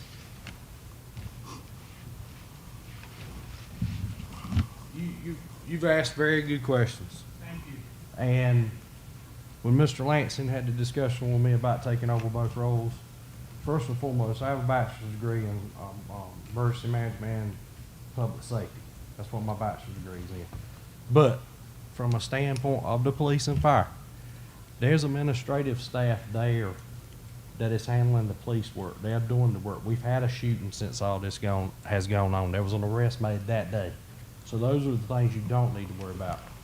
What my job is the next 2 years is bring the inner workings of the police department up to the administrative side, like budget issues, things of that nature, to bring them to the level to where they can take it over. That's what I'm doing. I'm doing the teaching side of the administrative side to bring them to the level to where they want to be, so we can go in-house and hopefully promote a police chief and we don't have to go outside. And our people have a sound place of work that they don't have to worry about if they want to have or what they're going to have leading in the day. So that is what I have been asked to do, and that's what I'm going to put forth, and I'll do it. I promise you, I'll do every effort I can on it. Fire department side, we have administrative staff. We meet, PD meets. So everything is safe in this town. I promise you, nothing is dropping off on that. So.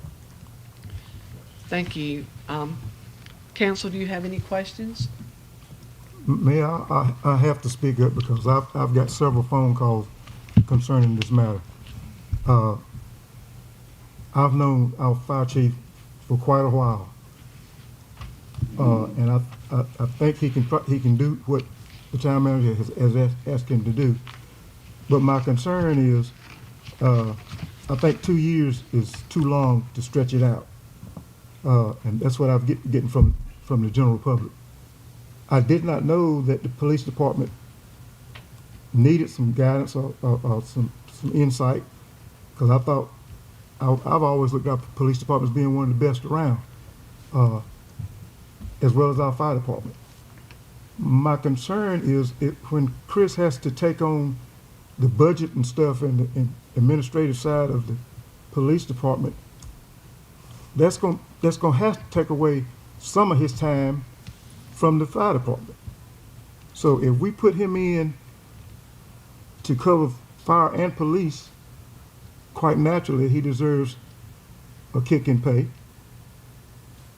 But the stuff that he cannot no longer do at the fire department, one of his men have to step up and take on that extra set of chores. So that person should be entitled to a kick in pay. And we go down the road, too many kicks in pay our budget can't take. I understand what the town manager wants to do. I don't have any reservations with putting our police chief, our fire chief over that, but I've got calls from the general public that say this town, as great as it has been, needs a police chief and a fire chief. One to take care of police business and one to take care of fire business. Not saying he can't do it, but I'm here to represent the citizens of Nashville. And out of the phone calls that I've received, that's what they're asking. Has there been a lot of phone calls? I've had about 4 or 5. Okay, and I've had one, but can I just say something from where I see it? Okay. We went through a tough time there, and our police department, in dealing with them, and I talk with them daily, they have come together, and this is a desire of theirs. They, from what I understand, they just feel like they're being coming together, and they didn't want someone to come in with totally different philosophy. And you never know who you're hiring, but they are a close group, and I just felt like they wanted to sort of stick together, until they could settle down, and then we get a fire chief. Well, that sounds great. That sounds great. And I'd rather do that than for someone to come in without a spirit like they have and treat them fairly, and we lose more policemen. That's where I'm coming from. And they all, Randy spoke, didn't you speak with them several times? And, Right. and didn't you take a private survey of what they wanted in a fire chief, or did you? Police chief, excuse me. We aren't firing you yet. No, we're not getting rid of you. I've listened to what they have to say and the suggestions that they made, and I had several come to me individually expressing concerns of, if we're going to get a new chief, am I going to have a place in this organization? And, questions obviously I couldn't answer. It all depends on who you hire, but, I did meet with the full department twice. I didn't get any hell no's or real pushback on this. There seemed to be what I took as consensus that, yeah, we like what we got right now, with a shared man at the helm, police and fire, and we see where this could go forward very well and serve both of our departments well for a time. And that's why I'm proposing it. But, again, I want the council's backing on this before any change is made. Well, And if you would like more time to think about it, talk about it, we can schedule a work session for it where we can have a more in-depth discussion about it. Give you an opportunity to talk to individual officers. If the council wants to continue forward with filling that police chief position, we can do that. Well, I see it as a couple things. It's either going to be the model for other towns because it's so great, or we're going to be trying to fix it in a year or two. And so I don't know which way it's going to happen. I can't look into, so it's either going to be like, wow, this is great. Randy, everybody calling you from the town saying, hey, how can I do this? This is great. Or it's going to be, how do we get another budget to figure out how to hire a police chief and fire chief and so and that's the problem. It's either or, I think. And again, I don't know which way it's going to end. And we have to take, Chris out of it. He's got to be in it to hire. But at the same time, if 6 months from now he gets this wonderful job offer somewhere, then we got to figure out a new person to put in that position. And then can we do that? And so there's a lot of variables. And I'm not saying that I'm not for it against it. There's a lot of variables. And again, it could be a great thing. Mayor Brown, if I may, let me just say, a couple of things come to mind. So I think Chris has done a wonderful job in the interim, and we were all under the expectation that it was, of course, the interim, because the model has been a twofold model where you have a fire chief as well as a police chief. For Randy's perspective, I kind of see where he's coming from. During the forum that we had for our candidates in the fall with the chamber, we were talking about part of the problem that we have in Nashville is retention. And we talked about that we needed to think outside of the box and we needed to go bold. And while I can see that we're going bold and we're thinking outside of the box, because there's a situation where that if we move in this direction with lapsed salaries, there is some additional pay that will come to the police department and raise the hiring rate. So I get all of that, I see all of that, but ever since this hit the newspaper, I too have received calls of caution and concern. And part of it just deals with, was this in your comprehensive plan, are the questions that they're asking me. Was this part of your comprehensive plan? Is this in your 3 or your 5-year plan? How does it fit in your budget? Things of that nature. And so there are some concerns that we have. So for me personally on tonight, with those variables and all of those variables in place, I want to salute Randy for being bold and thinking outside of the box, and I see where it's a two-way model. I want to salute Chris for doing a wonderful job in the interim. But at this point, I'm concerned that we may need to table it and try to work through some variables and get a little bit more clarity and make sure that the citizens, our constituents, are in support as well. Because we understand that we're here, we've been elected, but the reality is we represent the constituents. And like I said, I've had calls and things of that nature, and we want to err on the side of caution. Randy, do we have to stretch it out for 2 years? Are you willing to, let's try it for a year? And see how it happens? Whatever term, I was looking at 2 years so that, we could do some grooming within the department and hopefully have those individuals that have aspirations, learn the administrative skills taught by Chief Joyner to be able to take over the reins.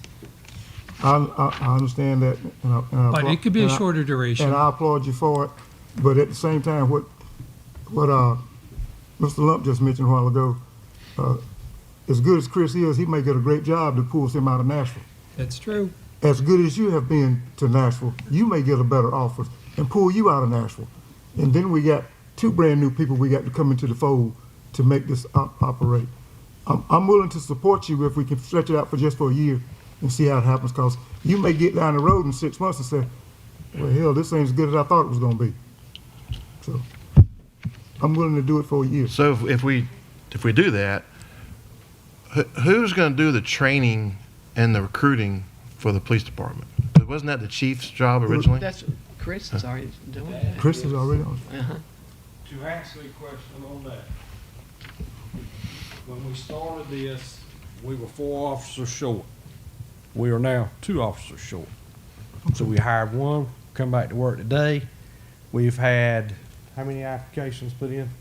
3 applications put in, and we have one that starts BLET yesterday or today? Started today. So we're 2 officers short now. So we're moving forward.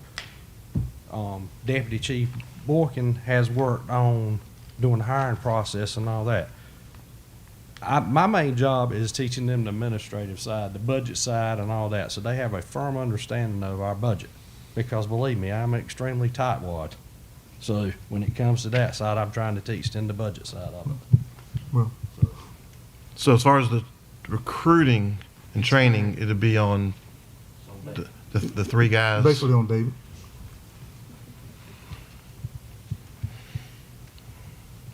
So as far as the recruiting and training, that's not going to change for what we've been doing.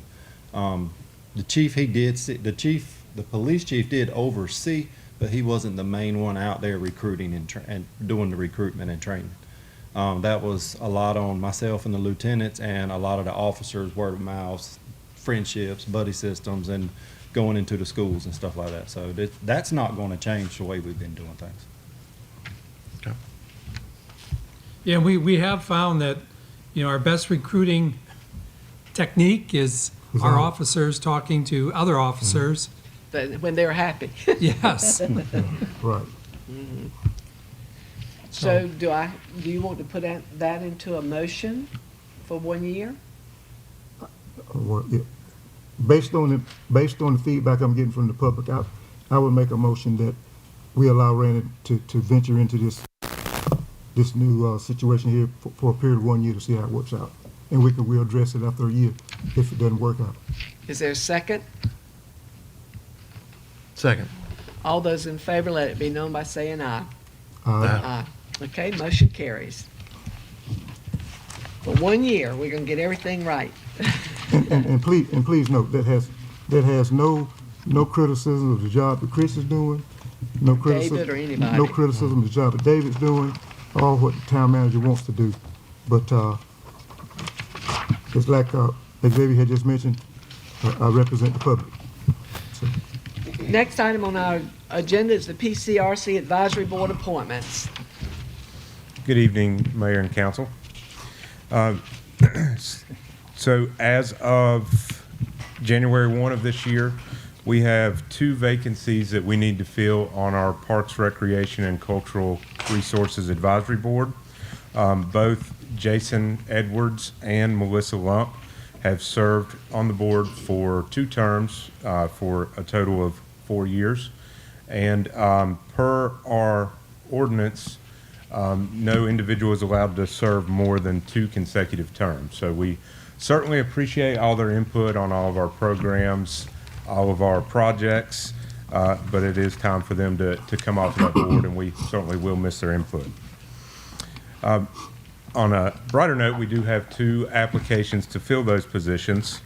The first application is from Mary Richardson. Mary is with us tonight, if you don't mind standing, wave. So Mary is a long-term resident of Nashville.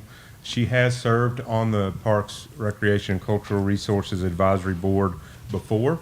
She served 4 years, come off in 2022, and now she is interested and willing to serve on that board again. The second application is from Barbie Cruz. Okay. Ms. Cruz is a 13-year resident of Nashville. She has 2 sons that's participated in several of the town's programs and events. I believe both of them caught their first fish at one of our summer camps this summer. So, town staff feel that both of these individuals would be a valuable asset to our advisory board, and we certainly appreciate their willingness to serve in this capacity. So we are requesting to council to appoint both Ms. Richardson and Ms. Cruz to the advisory board for a 2-year term, which would end on December 31st of 2025. Do I hear a motion to approve Mary Richardson and Barbie Cruz to the PRCR Advisory Board for a 2-year term ending December 31st, 2025? Move So- to approve. Is there a second? Second. All those in favor, let it be known by saying aye. Aye. And thank you both for being willing to serve and on our boards. We appreciate your time and energy so very much. The next item on our agenda is petition to E911 to update the E911 address for our fire station number 2. I think that's the next one. Yeah. No, I skipped over. You missed one. I forgot Randy and his pay scale. Excuse me, Randy, I'm sorry. No problem. I'm getting hungry. Me too. So, going forward with Public Safety Director position, the head police and fire department, I want to propose something to the council that we take that police chief salary of $85,122 and use it to enhance the pay for the Nashville Police Department. I propose increasing the department's entry level or hiring salary to $47,500. We're currently at $41,171. That'd be a $6,300 increase or a 15.5% increase over our current starting salary, and increase the pay of our existing police officers by 7.5%.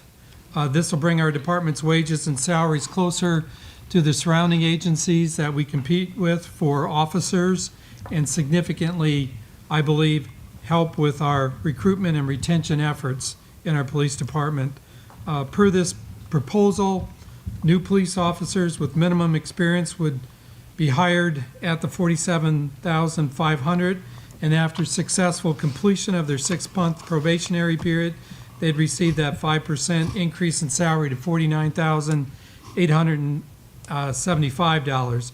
Officers in training, which is the program the council adopted at the last council meeting, would be hired in at $45,125, and which is 5% less than the $47,500. Hourly officers, per our pay scale, they get 96 hours of holiday pay at their rate of pay, which will effectively make the department's starting pay for patrol officers at $52,055. This proposed pay increase with our current roster of officers will cost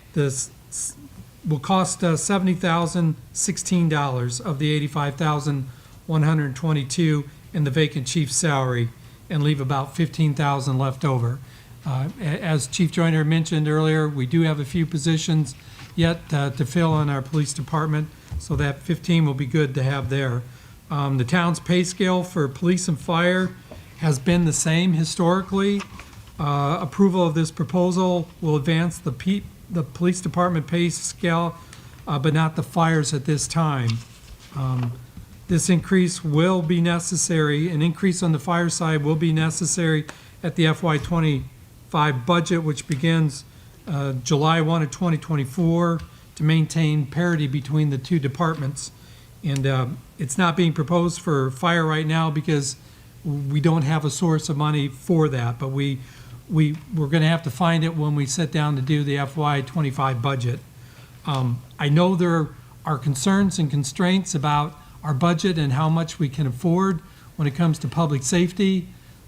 Given the constraints, I mean, we're going to have to do this at some point in the very near future, or we're just not going to have a competitive pay in our police department to fill our ranks. So this was one way that I came upon that we could meet that need at this time. Our county is going through reevaluation right now. I don't know what those new values are. If if you're like me, you've been reading what Wake County and listening what Wake County is going through. It's been 8 years since Nash County's done ours. Wake County has done theirs 4 years ago, and they've seen substantial increases in property values. You know, what that means for Nashville and Nash County is that at our present tax rates, if you have a greater value, spread that over, it'll bring in additional revenue, which should help our general fund budget as we go forward. We're not immune to the inflation. No local government is, and we're going to have to find ways to address these in order to maintain the ranks within our police department and ultimately fire department too. So with that, we have in the packet a dispersion spreadsheet there where you can see our current roster of officers, where their current salary is, where the 7.5% will take them, and what that totals, along with the holiday pay. That's where we come to a total increase of $70,015, which leaves $15,106 left over. On the next page, which is 95 of 116, is the proposed new pay scale for police at this time. That public safety director one, if you have your pen, you need to make a change there too. Again, the hiring rate is $88,171. The minimum is $92,579.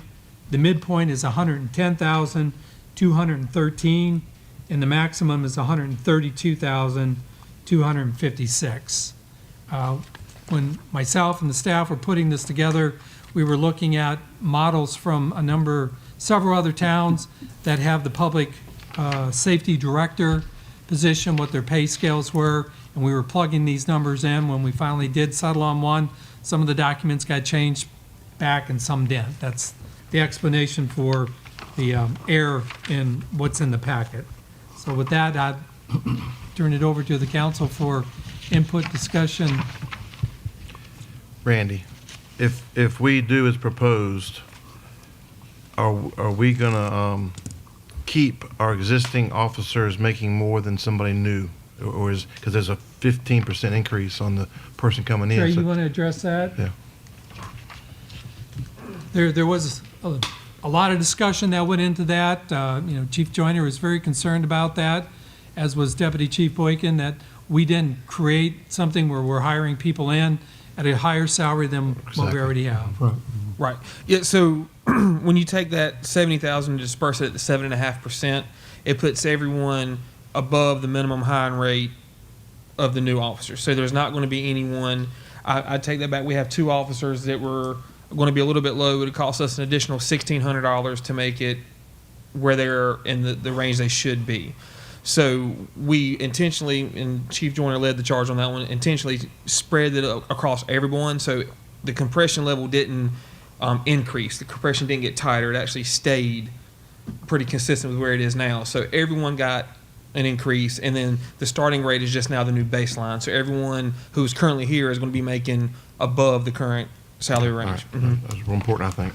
Yeah, and I would like to just hit it one more time while I'm up here. Is, as Chief said earlier, with the news of the public safety director and the talk of potential competitiveness in pay, we've had 3 applicants in less than a week. To put in perspective, we had none in almost 3.5 months. So it is putting us to be very competitive with the surrounding areas, including bringing people experience back. Not all of them are new. Some of them are experienced officers from other municipalities are willing to come work for us. Because, Just word of mouth. Just word of mouth. So, and it is posted on our website, but the police officers are doing a great job of spreading the love. So, Well, I definitely can't say anything about giving the police officers a raise of any kind. So I'm totally for that. Randy, when can we anticipate getting some revenues in from these new constructions that we got around here? Because the only way we're going to be able to bring the fire department up next budget year is to either, the bad word, raise taxes, or get stuff in from people's value of property. So when do you anticipate us getting some revenue in from these new constructions? Well, I talked to Doris Summer, the Nash County Tax Director. The 1st of March is when she'll have our new taxable values for our FY25 budget, which is, as you know, just in time for our budget preparations. It will be a reevaluation year, and the reevaluations for Nash County will be done in 2024. Now, what you see happening behind Food Lion, not all that which is on the ground and constructed thus far is going to make, some of that will have partial value because it's not finished yet, but it'll all be coming on very soon. We also have, not counting our chickens before they hatch, but the Breedlove subdivision, that's right at 49 lots. No building there yet, but it will be coming. We have the Cardinal Woods subdivision, which at the next meeting, we're going to have the final plat for first phase of that on the council meeting agenda for approval. They plan on starting to build model homes in that new subdivision, probably in April or May of this year. Those won't make it for FY25, but they'll be coming on shortly after that. So I don't know if I answered your question exactly, Larry, but, the new developments that It's coming, but not yet. It's coming, but it's gonna be 26 before we get it. Yeah, but, we do have the reevaluation coming up. Right, okay. All right, well, Don't forget, there's a lot of growth in the Gully Fire District, which I proposed that with the reevaluation will be what could help offset the raises for the fire. Is that east or north, or both? Is that north or east of town? Gully, Yeah. all the way around town. All around town? all around, It's 45 square miles of. all around. Well, Do I hear? I'm for raising Do pay I, for the police can you put department. that in a Yes, motion? I move that we go ahead and approve, this police department pay raise. So we can get some more people in here and keep what we have. All those in favor, let it be known by saying aye. Uh, And I have to say, we have a great police and fire department, and I'm so grateful for you and We all do. you do. And you have such great spirits about you, and our citizens recognize that, and I thank you. And we're not gonna forget the firemen either, come No, we're July. not gonna forget the firemen. No, we aren't. cannot. The next item on our agenda is petition to E911 to update the E911 address for the fire department number 2. As it is now, when Fire Station 2 is built, it will have a Rocky Mount address, which is 1520 Oak Level Road, Rocky Mount. According to Nash County GIS, even though we annexed in the land on May 2nd, 2023, we have been advised to petition E911 for the update address to Nashville. We Well, want let me- our fire station to have a Nashville Now, address. let me speak on that. I spoke with Nash County last Thursday, I believe it was, and I pleaded my case with them. I said, number one, it doesn't make sense to have a Nashville Fire Department with a Rocky Mount address. And I also laid out the fact that across the street from the fire department is all Nashville. The last resident before you get to the fire department is Nashville. And the only reason that Nash County was throwing Rocky Mount in there, because I know from experience with the post office that Rocky Mount's carrier comes into Nashville, comes across Clarendon Drive to get onto Oak Level Road to head back out of town. And their first Rocky Mount delivery is far down beyond Woodfield Drive. So I pleaded my case with them, and I got a call back Friday. Was it Friday, Randy, when I told you? It was. I got a call back Friday. As you see in your package, Lou has worked up a letter for us to petition Nash County to give us a Nashville address. But my call back from Nash County Friday was that the county had already, after my phone call, had written up a letter to the post office and to the district office in Greensboro to go ahead and give this fire department a Nashville address. And he assured me, well, number one, the Nashville postmaster had no objections to it, and that he would forward it on up to Greensboro, which is the district office. And he did not think, and it has been done before, that he didn't think that we'd have any problem doing it. But Nash County also said that if they did disapprove it, he had another rabbit in his hat he was gonna pull out and make us have a Nashville address anyway. So Well, good. We want I think we can hold on to this letter for right now, because there's already been one sent to Greensboro to make sure that we do have a Nashville address for our new fire department. So do I have a motion to approve this letter, or did we? Well, we don't need to approve it right now.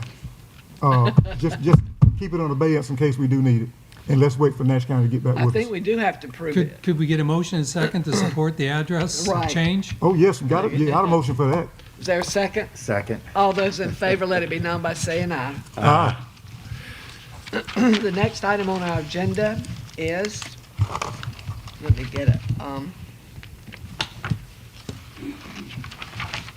Paid leave. is the paid paternity and maternity leave.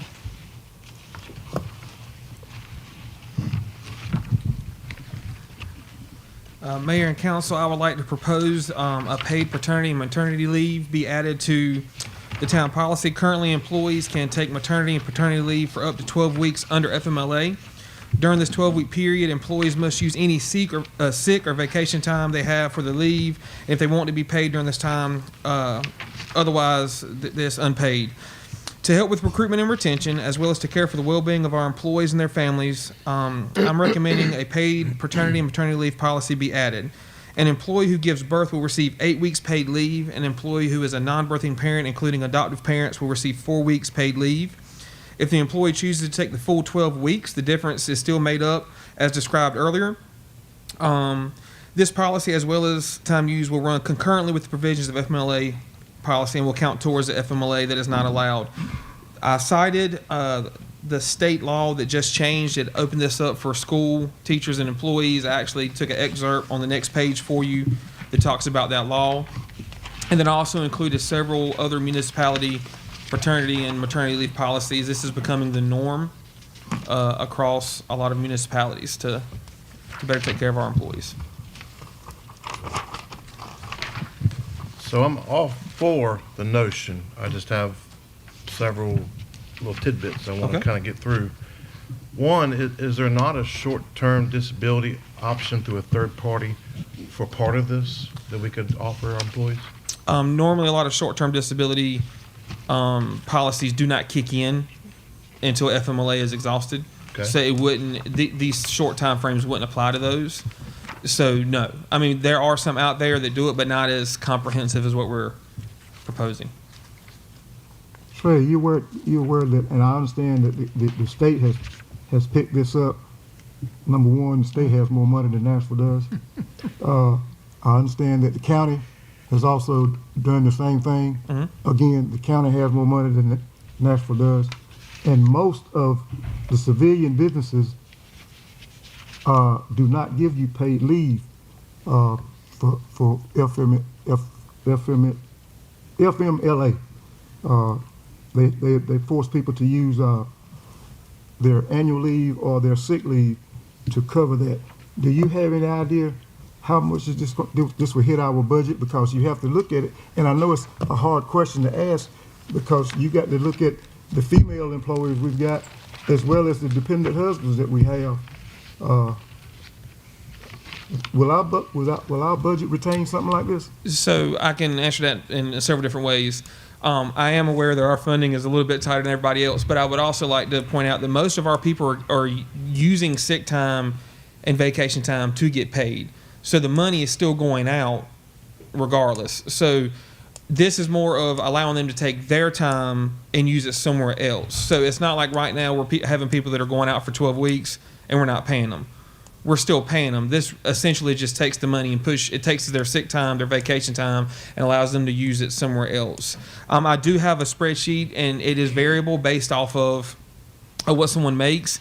If you take a $40,000 employee, it's $769 a week. Not everyone takes the full 12 weeks out. Some people come back earlier. Some people take the full 12 weeks. So you could take that and multiply it out. If they took all 8 weeks that we're offering, that would be a $6,000 cost. However, most people are already using sick time and vacation, so not doing this would necessarily save our budget in the moment, if that makes sense, because we're still paying that money out. I understand that, but I know if we're going to pay them, then they're going to definitely take every bit of it rather than try to come back early. Right, and that is one reason why we did say 8 weeks, not the full 12. There's also why we did 4 weeks for the non-birthing parent, which is either a father, or B, someone who's adopting, because it doesn't take that much time. If you actually look at other municipalities, most of them are doing 6 weeks regardless. They're doing 6 weeks for non-birthing or 6 week for birthing. So we're a little bit heavier on the birthing parent, a little bit less on the the dependent. We also are not doing it for part-time people. Some municipalities do it for part-time. We're only proposing for full-time people. As far as the private sector goes, I can tell you that yes, a lot still don't, but the trend is it's coming. It's not going to be if it's a rarity, it's going to be more of a norm. It started with your bigger companies. It is coming down, so that trend is carrying in the private sector as well. Is there I saw in several other policies, but I didn't really see a policy for us. But is it a one-time thing in 12 months? Yes, it is a one-time thing in 12 months. I saw that in the other policies. Yes. And it's continuous. It's not, they can't take 2 and then we'll come back to work and then take another 2. It's continuous. So it would follow the same guidelines as FMLA. However, if you're taking maternity leave, it is a finite time. So like FMLA, it would not impact the FMLA as far as they could come back for 2 weeks and take 2 more weeks in FMLA, but no, they would not get paid. Once their maternity leave is over, it's over. So they can't take a week of maternity leave, work 2 weeks, take a week of maternity leave, work 2 weeks. Okay, It would so be it's going to be stated that way. And they can't take 2 births in 1 year. No, it is 1 12-month rolling period. I mean, some people move that fast. It does happen. And the adoptive, I didn't see an age though. It's in there. I saw it in the other towns, but I didn't see it. Is there a policy for us in here somewhere I missed? I saw examples from other towns. The draft does not have an age for adoptive That's what child. I think, yeah. Some of But the you can adopt proposed ones over do. 18. So.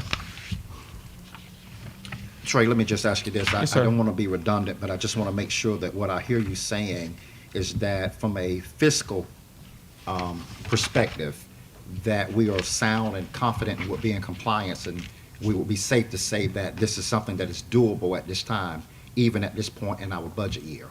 Right. I would absolutely agree that this is doable. I mean, are there going to be the rarities where it may be? Because if you look at the policy, they have to have worked a certain amount of time to build up. They would have had build up vacation or sick time anyway. So, again, I think it's going to be fiscally sound. Any other questions? Well, in Chapel Hills, they have one that says, when both parents work for the town, they both get 6 weeks. We're not going to do that. The non-birthing is going to be 4. Correct. Okay. So, like I said, it's heavier on one end, but lighter on another end.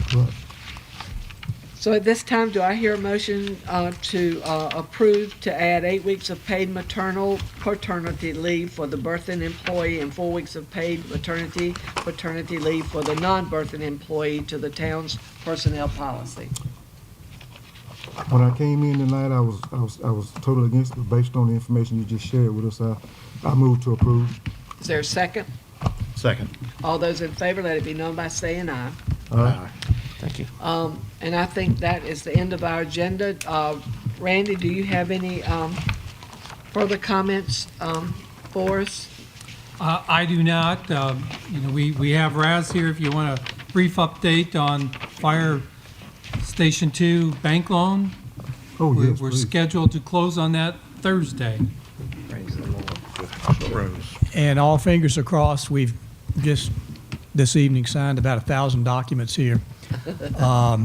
There's, I think we're over the finish line. There's one little matter of lawyers quibbling with one another, but I don't think that's going to stop the train right now. And we should be closing and recording the deed of trust and signing the financing agreement and being in a position to start drawing down some funds to pay off the contractor. So yeah, Well, we that's the appreciate status. you. We know you're getting paid, but we appreciate you hanging with us through all this. It's been a little challenging. But I Any, think it's gonna work. Comment from the council? I have a couple things. I really appreciate, like Zayden said, thinking outside the box. So I really hope we do that in the future. We got to be cautious, and we got to make sure we do things. But I think outside the box, for a little small town that has problems with budgets, we have to think outside the box. So I look forward to Chris showing us that this can work and we can make this work, and I appreciate his time. And also, I met a guy you might know him. I don't know him, but his name was Haywood. He's volunteered for our town fire department for 40 years. I kind of piggyback on what I talked about last time was, we got to do something with these folks. You know, I mean, he didn't ask me for anything. I don't think he expects anything. He's been here 40 years. But, I mean, and these two ladies have signed up to be part of our Parks and Rec. I mean, I'm going to keep on harping on, we have to do something for our volunteers. So. Anything else? For those citizens that came in tonight, I see a lot of them have already left in these meetings. So when stuff hits the paper, when the newspaper puts it in print, they won't blow my phone up for me to rehash it all over again. Come in, sit down for a few minutes and get it firsthand. And plus, that'll give me an idea of how you feel about what we're voting on. Right. And I just want to conclude with, I'm appreciative for the vision that our town has taken. I want the police and the fire to know that you have the full support that I'm able to give you. I have a background in law enforcement. I can appreciate what you do. Are you for hire? You want a job? Just But in sincerity, we appreciate what you're doing, and so we appreciate the direction that we're moving in. We just wanted to err on the side of caution so that we was moving in a way that was congruent and in compliance with our budget, our comprehensive plan, and that our citizens were on board as well, so that there is a paradigm shift that's taking place, because we have not done this before. But in taking on a paradigm shift, we understand that it's a little bit of trial and error. And so we're grateful, and you have our support. And I'd just like to close by saying I had a great experience yesterday. I went to the Martin Luther King celebration over at the O.D. Moore building, and I've always been proud of our citizens, but I have never seen such love and how they push the love for everybody in our community. And I just want to say, all of you that were there, you made my day, and I left there being more proud of being the mayor of Nashville than I think I've ever been, and the food wasn't bad either. But thank you so much for coming out, and we appreciate you. And if there's no other comment, do I hear a motion to adjourn? So moved. Second. All those in favor, let it be known by saying aye. Aye. Meeting is adjourned. Exactly.